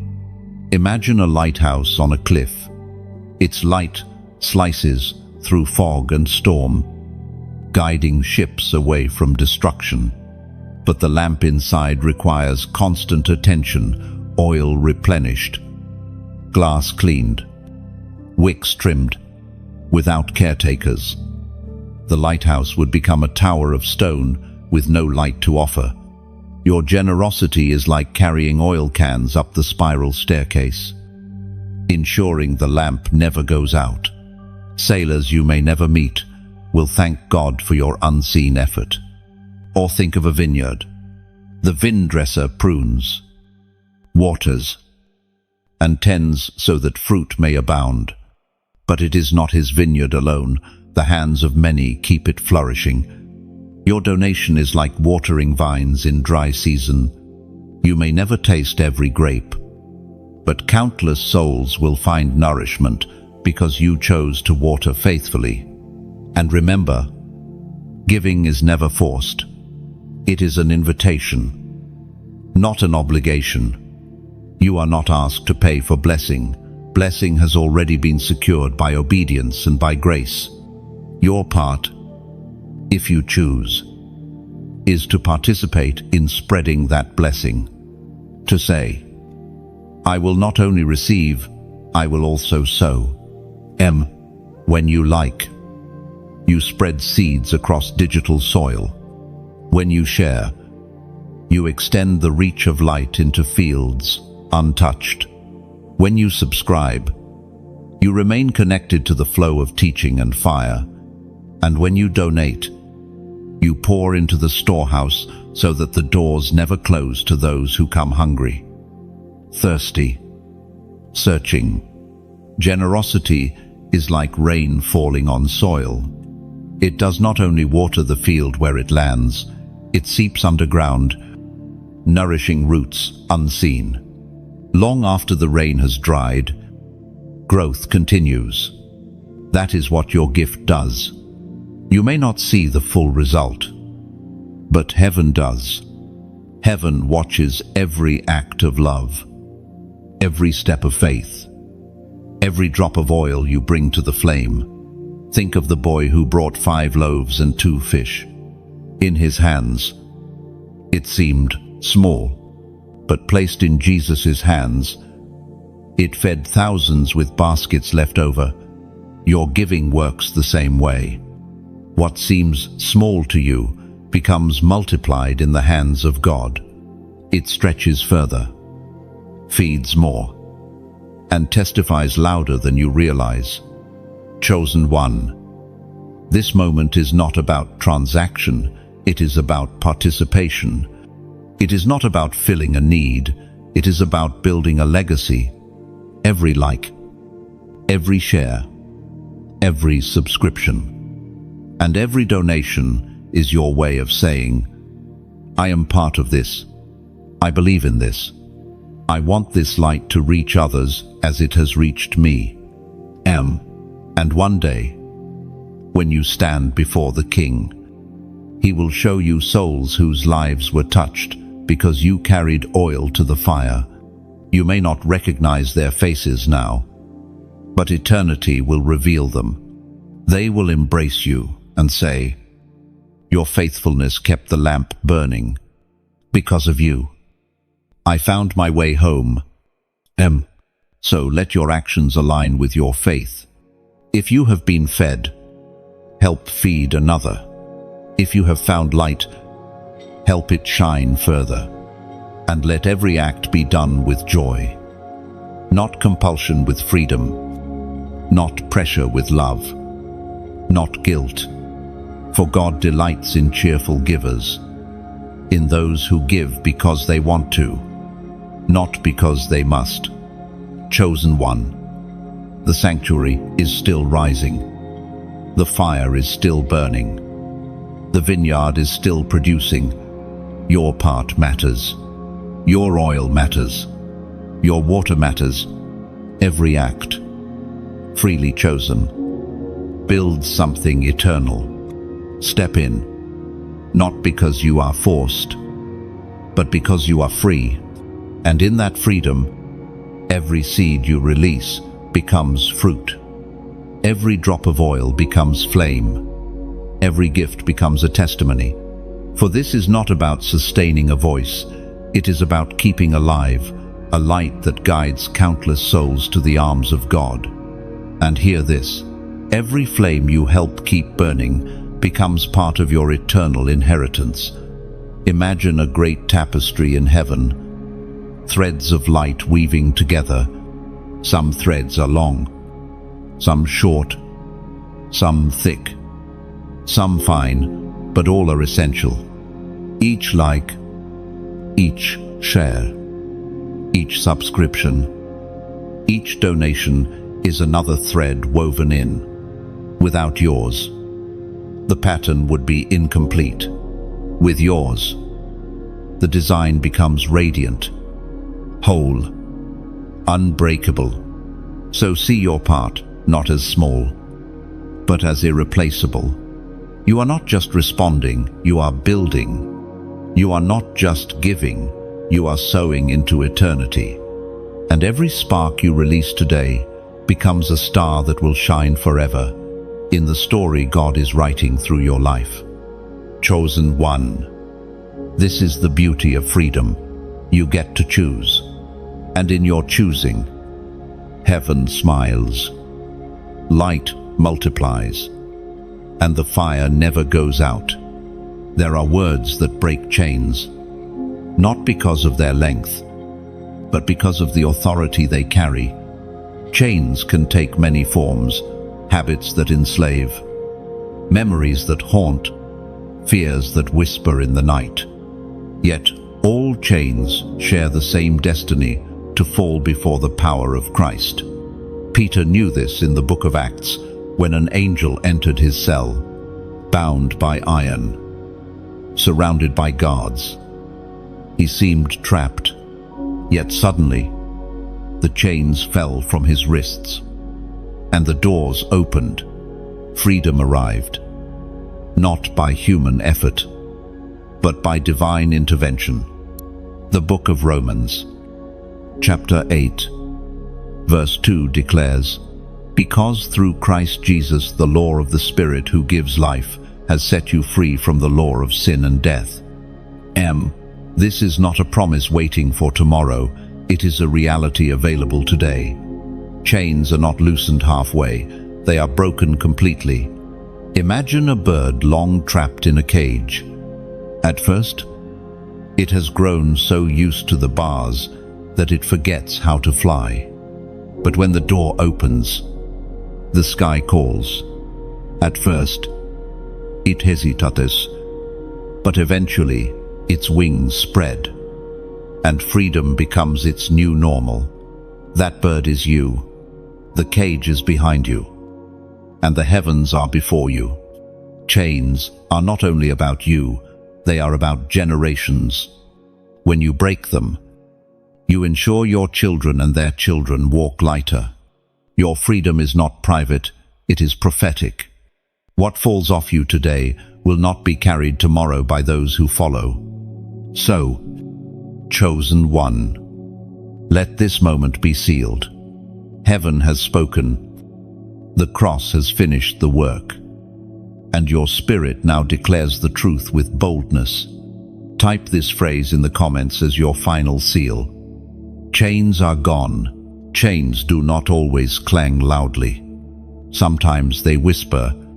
Sometimes they disguise themselves as comfort. Patterns that feel normal but quietly erode strength. A chain may look like insecurity, convincing you that you are not enough. Another may look like anger, always simmering, ready to explode. Still another may look like bitterness, a weight you carry long after the offense. All of these are chains, and yet today, their sound is silenced, their grip is broken, and their presence is removed. When you typed those 3 words, something happened. You might not feel it instantly, but in the spirit, locks turned, doors shifted, shackles fell.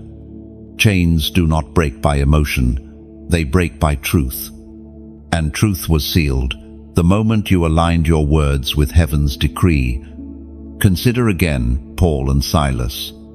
At midnight, beaten and chained, they did the unthinkable. They sang. Their song was not a denial of pain, it was a declaration of truth. And suddenly, the prison shook. Doors flew open. Chains fell. Notice this. Their worship did not just free them.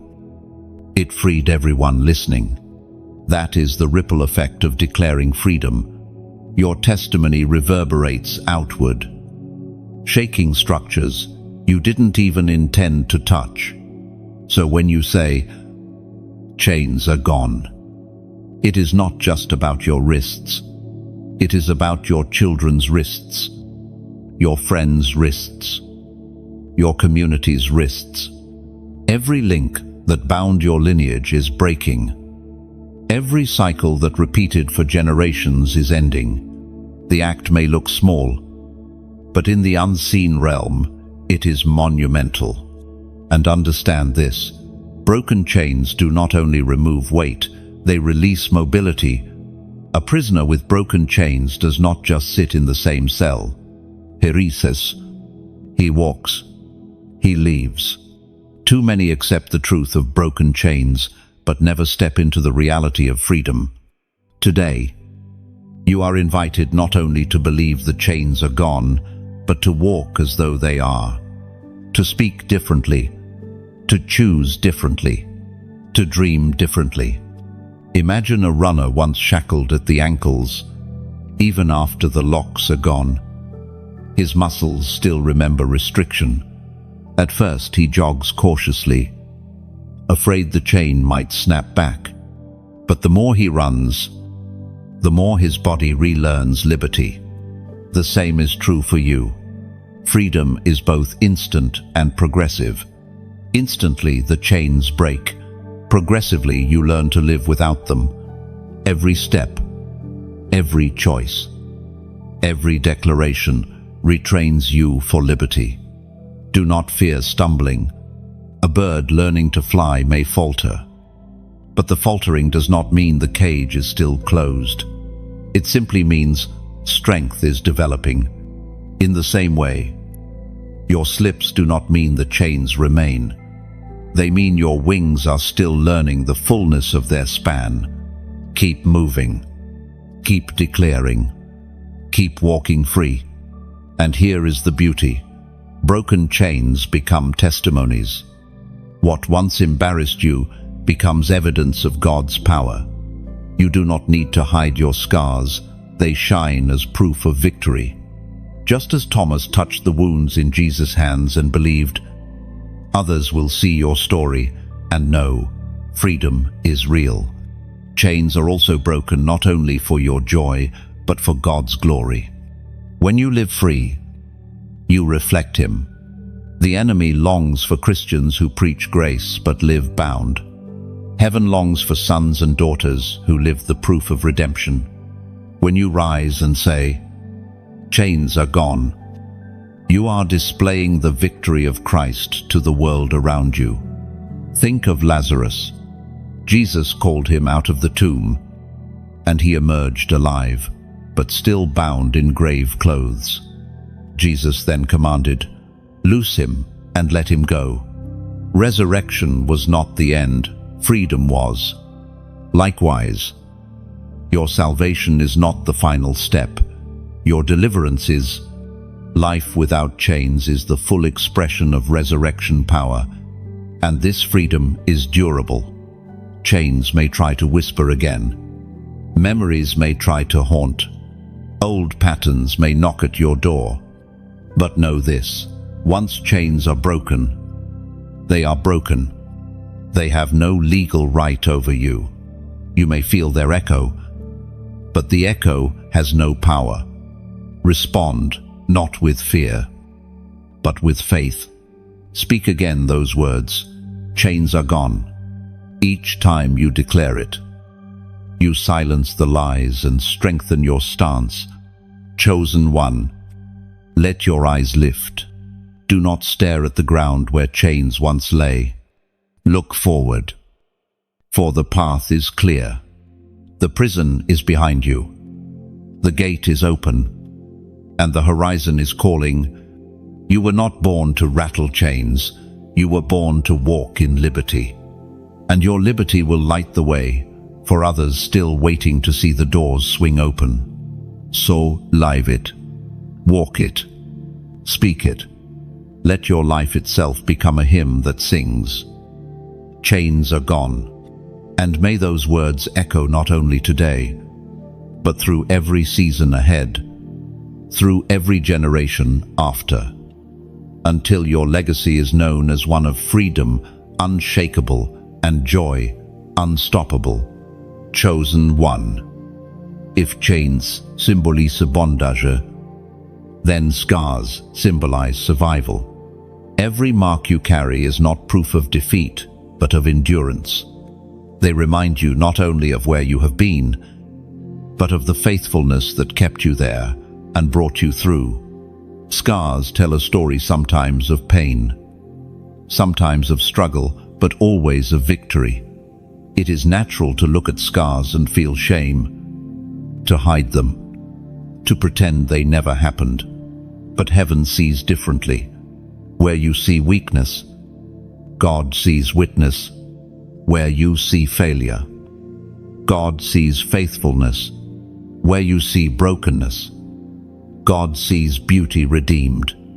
The book of Isaiah, chapter 61, verse 3 declares, "To bestow on them a crown of beauty instead of ashes, the oil of joy instead of mourning, and a garment of praise instead of a spirit of despair."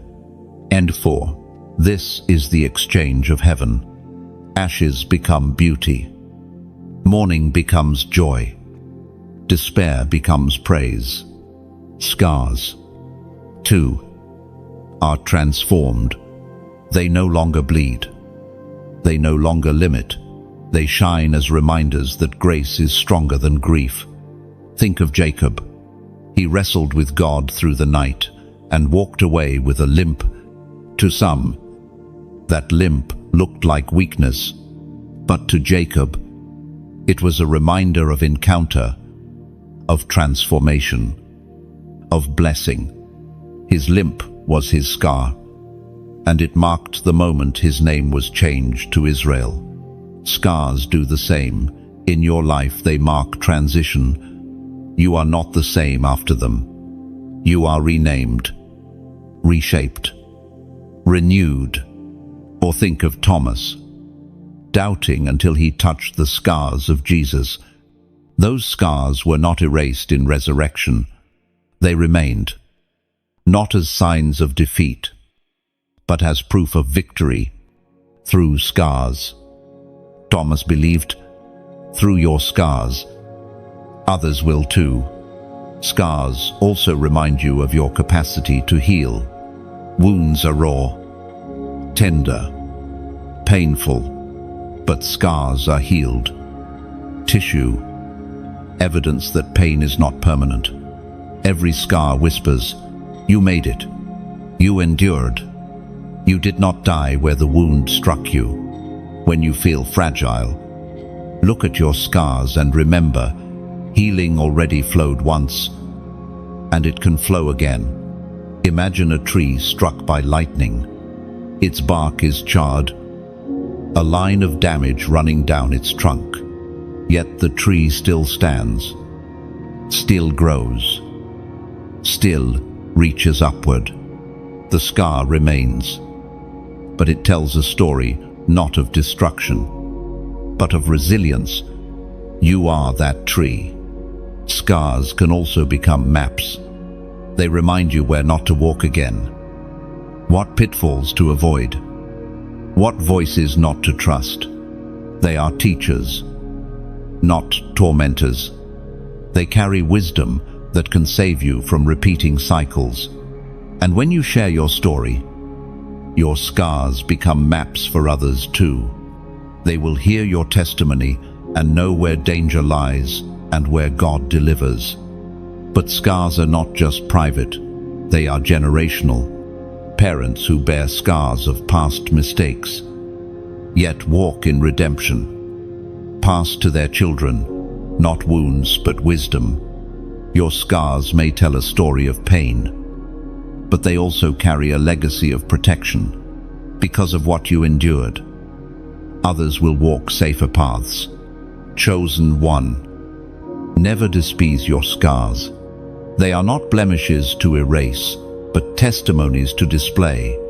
They are reminders that even at your lowest, grace carried you.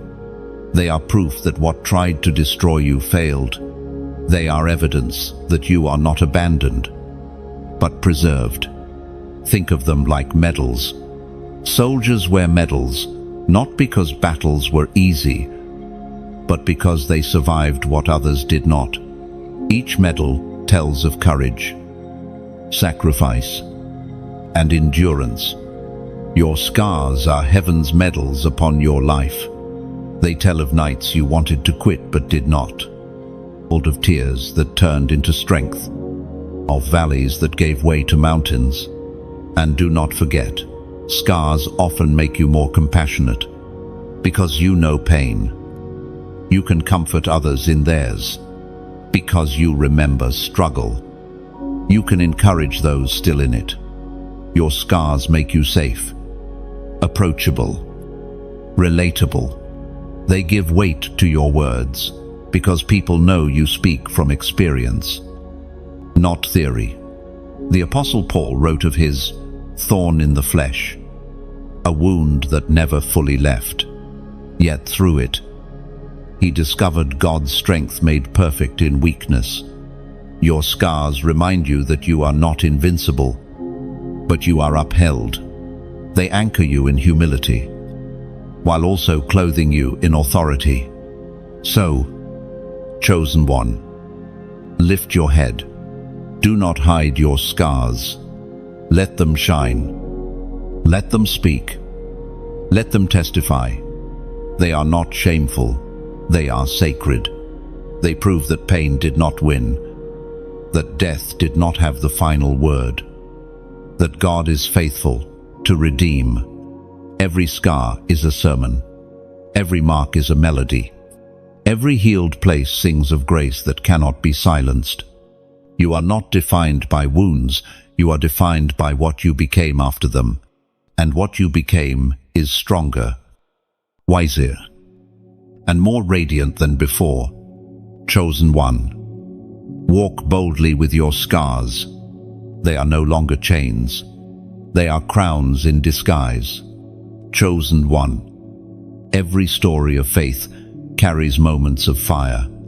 Not the gentle warmth of a candle, But the fierce blaze of trials that threaten to consume, fire is intimidating, yet it is also transformative. It does not leave anything the same. What can burn is destroyed, but what is pure endures and shines brighter.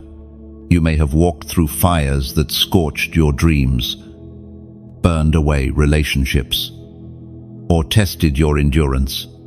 Yet here you are, not because the fire was small, but because God walked with you in it. Fire does not mean absence, it often means presence. The book of Isaiah, chapter 43, verse 2 proclaims, "When you walk through the fire, you will not be burned. The flames will not set you ablaze." And notice the promise, when you walk through fire, not if. Fire is inevitable, but destruction is not.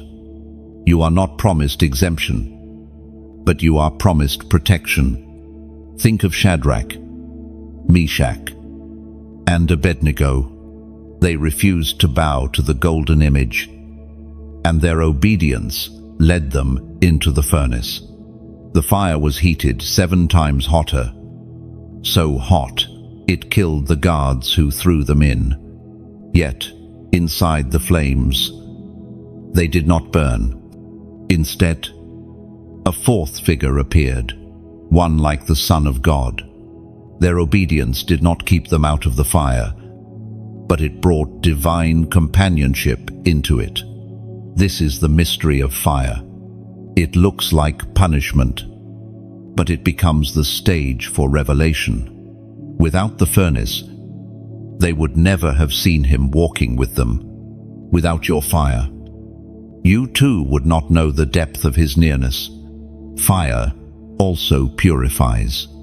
Gold in its raw state is mixed with impurities. It looks valuable, but its potential is hindered. When placed in the furnace, the heat draws out the dross, leaving behind only what is pure. Your trials have worked the same way. They have drawn out fear, pride, and false security, leaving behind a heart more aligned with heaven. It hurts when the fire burns away what you clung to, but later you realize those things were never strong enough to carry you. Fire frees you from attachments to what was fragile. It teaches you to rely on what cannot be consumed, the faithfulness of God. And fire does not only purify, it empowers. After the resurrection, the disciples gathered in the upper room, uncertain and afraid. Suddenly, tongues of fire descended, resting on each of them. That fire birthed boldness. Men who once hid in fear became proclaimers of truth to nations. Fire transforms timidity into courage, silence into proclamation, weakness into strength. Your fire, too, is not only about endurance, it is about empowerment. What you survive equips you to lead, to encourage, to intercede with authority. Fire also reveals what cannot burn. When the 3 Hebrew men emerged, their clothes were not scorched, their hair was not singed, and no smell of smoke clung to them. Only the ropes that bound them were destroyed. Fire did not damage them, it freed them. This is your testimony as well. The fire you walked through may have looked like it would consume you, but in the end, it only consumed your chains. You emerged lighter, as freer, stronger. Fire is often the very tool God uses to cut away what enslaves. Imagine a forest after wildfire. At first glance, it looks like devastation. Trees charred, ground blackened, air heavy with smoke. Yet, wait a little longer, and you will see green shoots pushing through the ashes. Fire clears what was stagnant, making space for new growth. Your life, too, has places where fire has cleared the old to make room for the new. What looked like loss was preparation for renewal. Chosen one, do not despise the fire. Do not misinterpret its heat as abandonment. Fire is proof of your worth. God does not waste flames on the ordinary.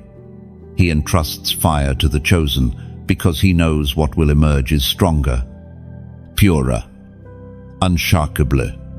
And though fire feels endless, it has limits. Flames eventually subside. Furnaces eventually cool. Trials eventually pass.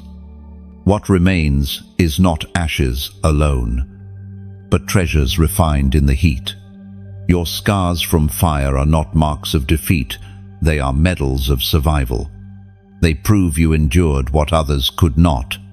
They testify that the flame did not consume you, but instead unveiled the unburnable core within you. So, walk forward with courage. Do not fear the next spark, for you have learned that flames are not your enemy, they are your forge.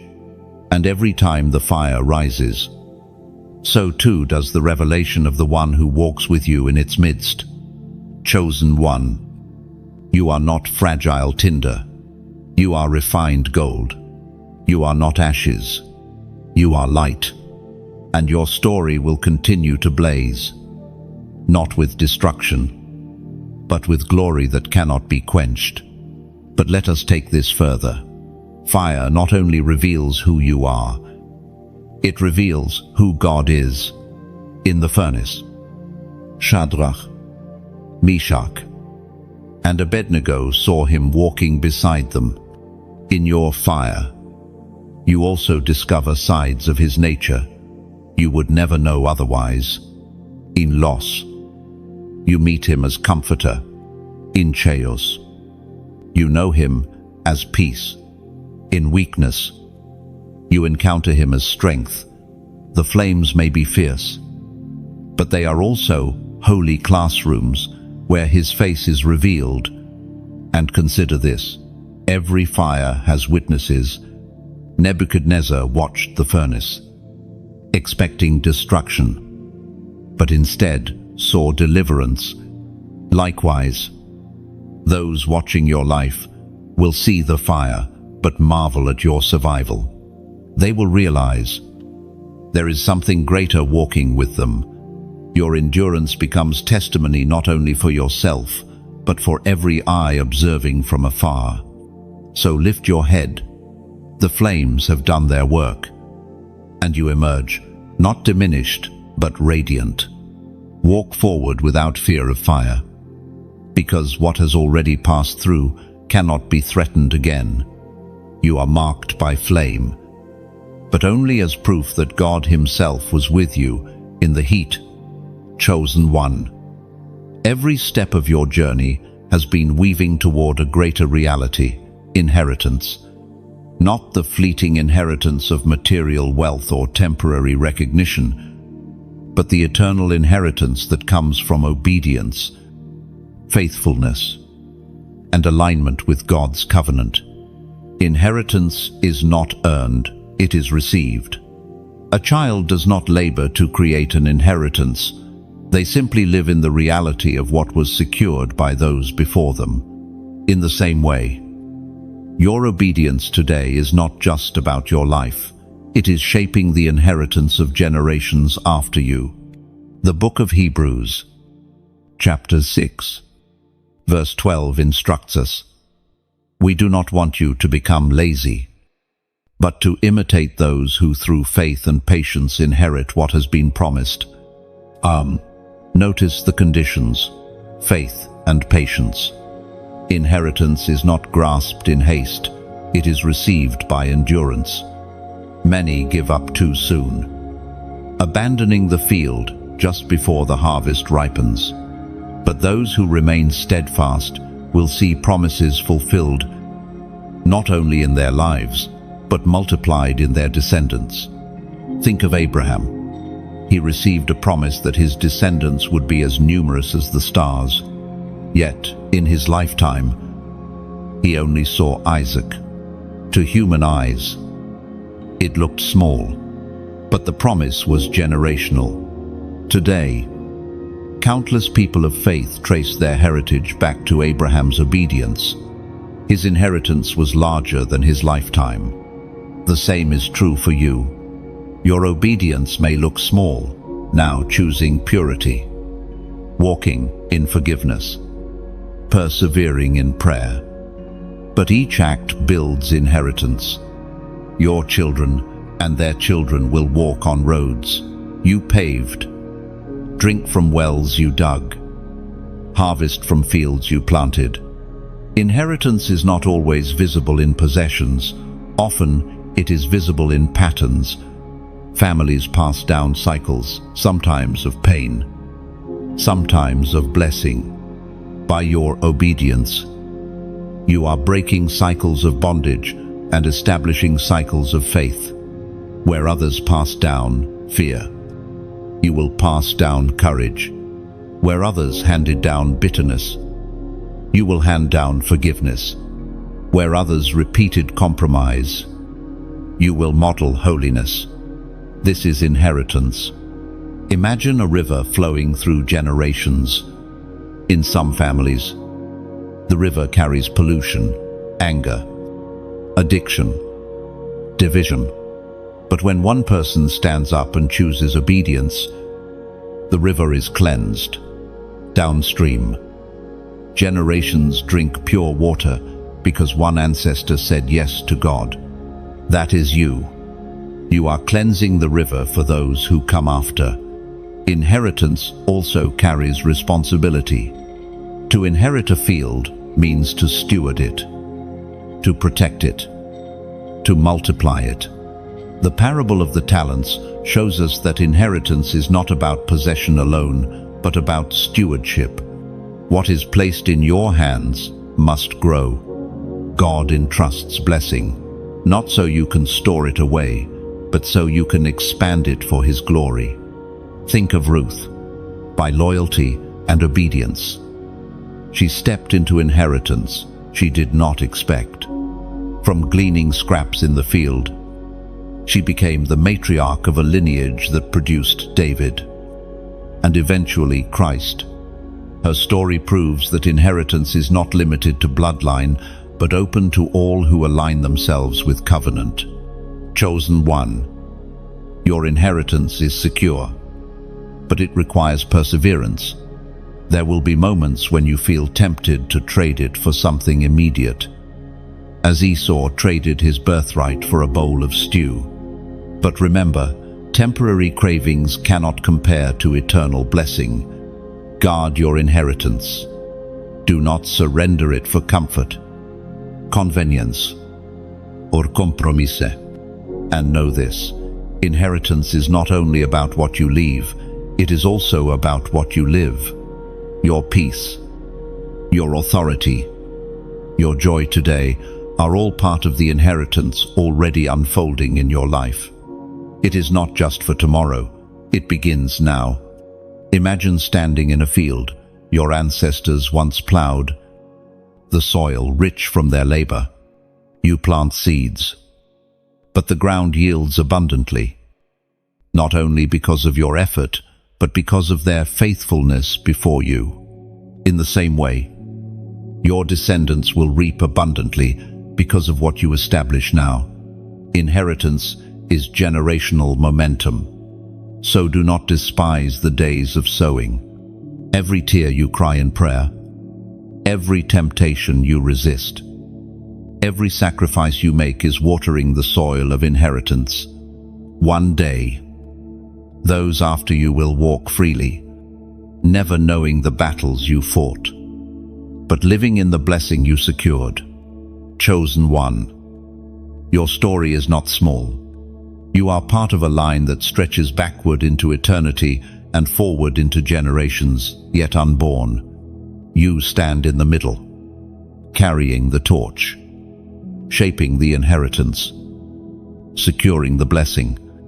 And because you chose obedience, your legacy will outlive you. Walk with reverence. Live with patience. Hold fast to the promises, for your inheritance is sure, and your generations will rise and call you blessed. And let me remind you, inheritance is not always recognized immediately. Sometimes those who benefit from it do not even realize the price you paid, the prayers you lifted, the sacrifices you made.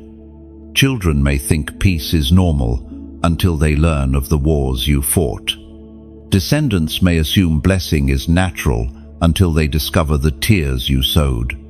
But heaven knows.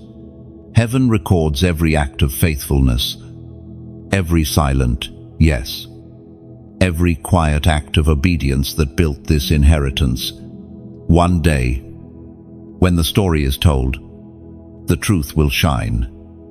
You were the turning point. You were the one who shifted the pattern. You were the one who refused compromise, who carried the torch faithfully, who planted the seeds that others would harvest. Chosen one. Take courage in this truth.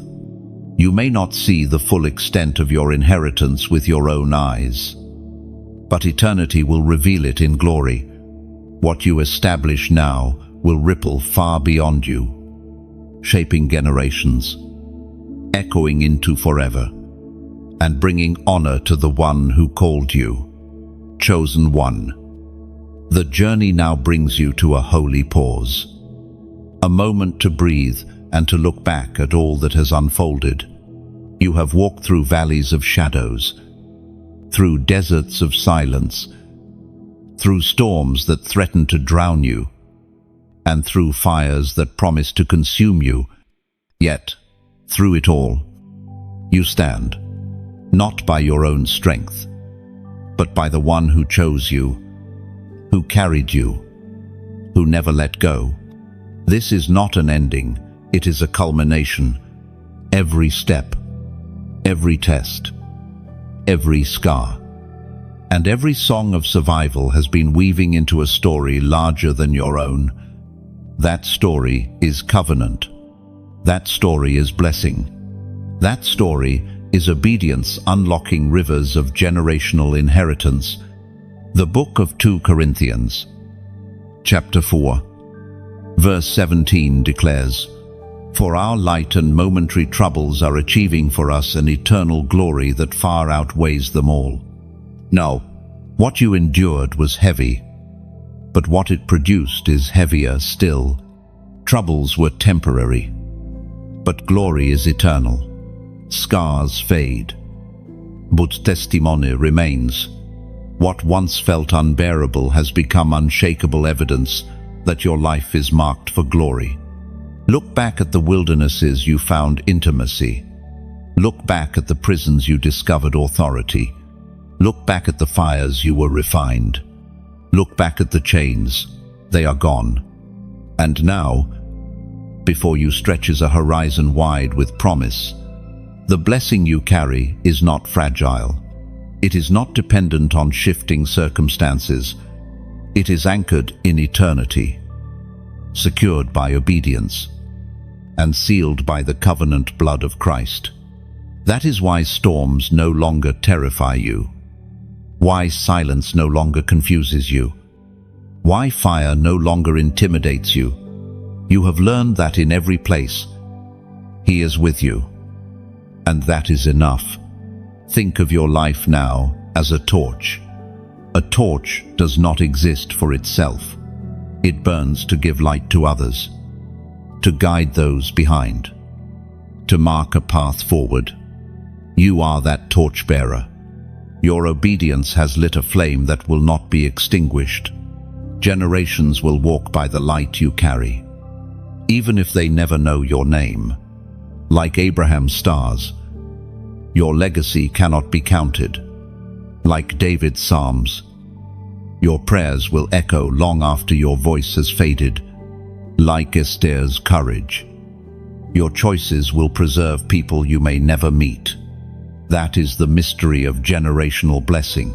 It multiplies far beyond sight. Chosen one. Do not underestimate the power of simply staying faithful. Greatness in God's kingdom is not measured by numbers or noise, but by endurance and obedience. And you have endured, you have obeyed.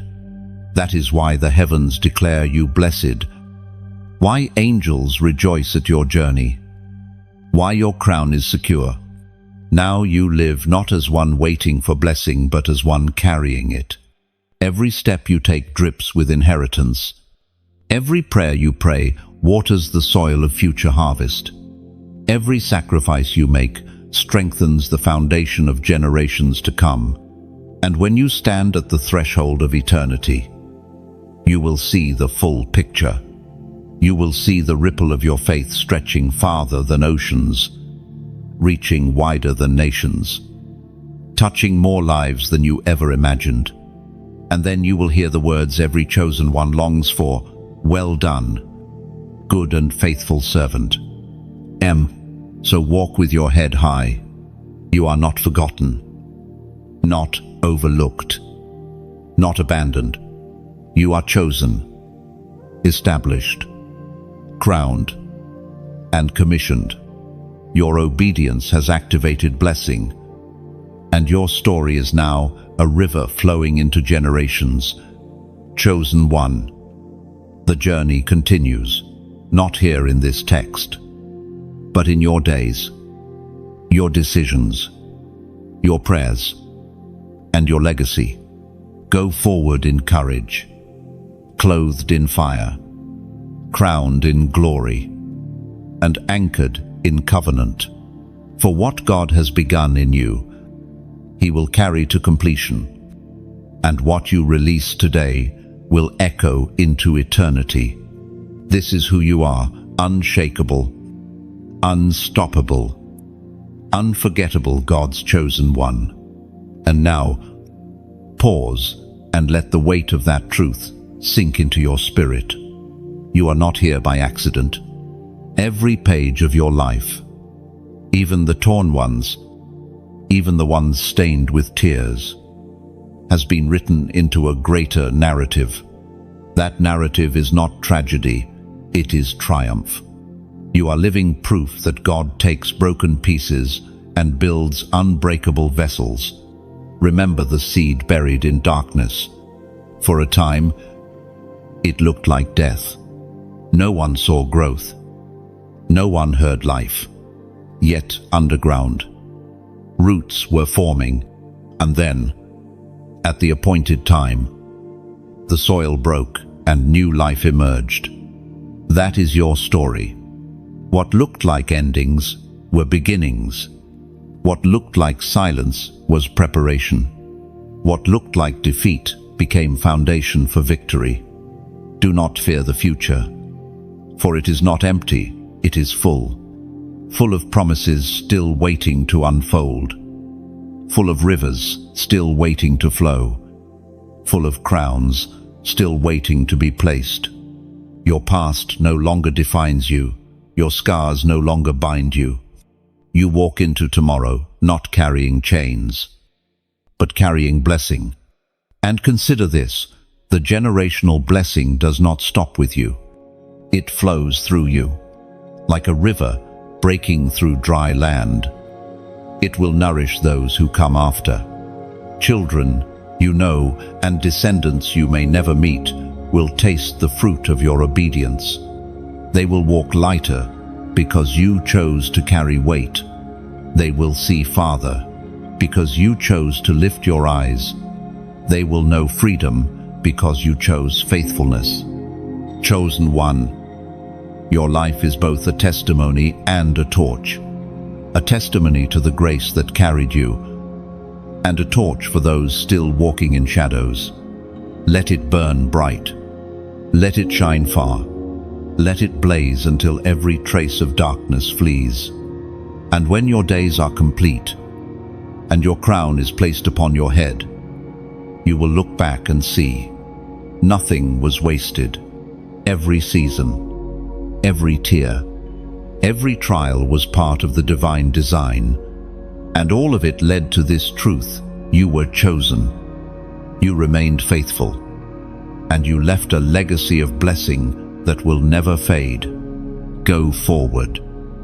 Then, chosen one, the story is still being written, and glory is your portion. Chosen one. The journey of these words may close here, but the journey of your life, your faith, and your calling continues forward.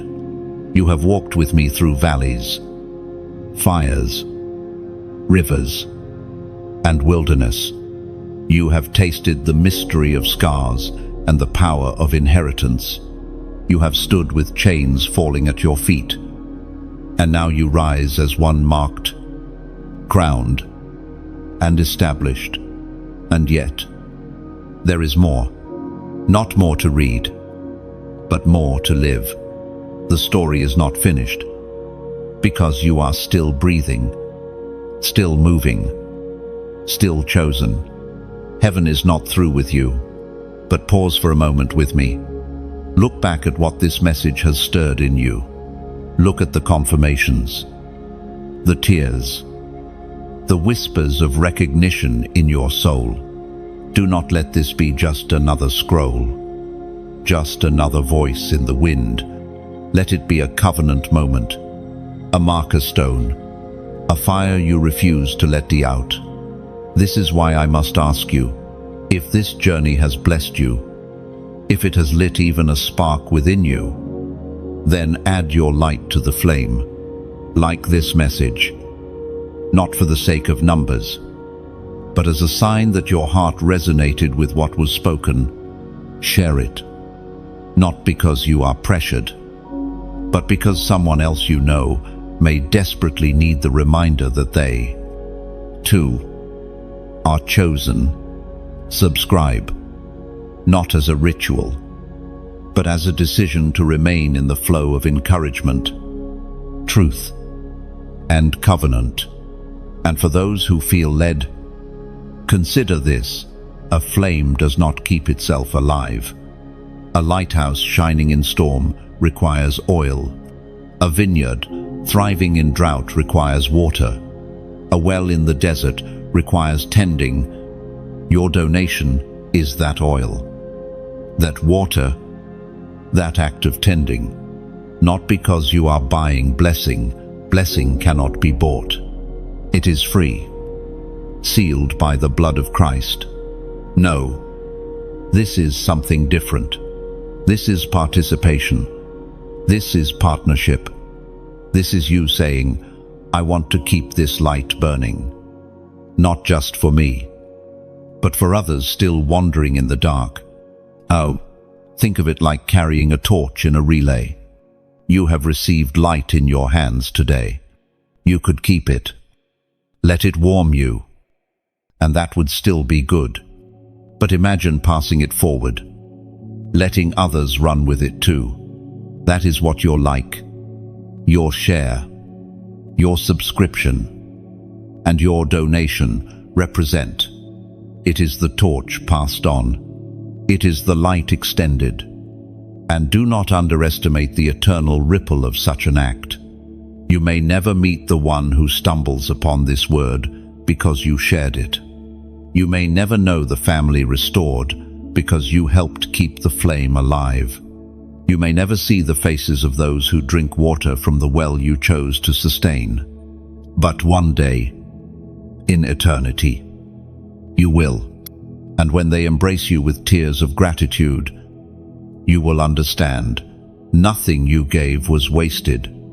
Every drop of oil, every seed of generosity, every click of obedience became treasure in heaven.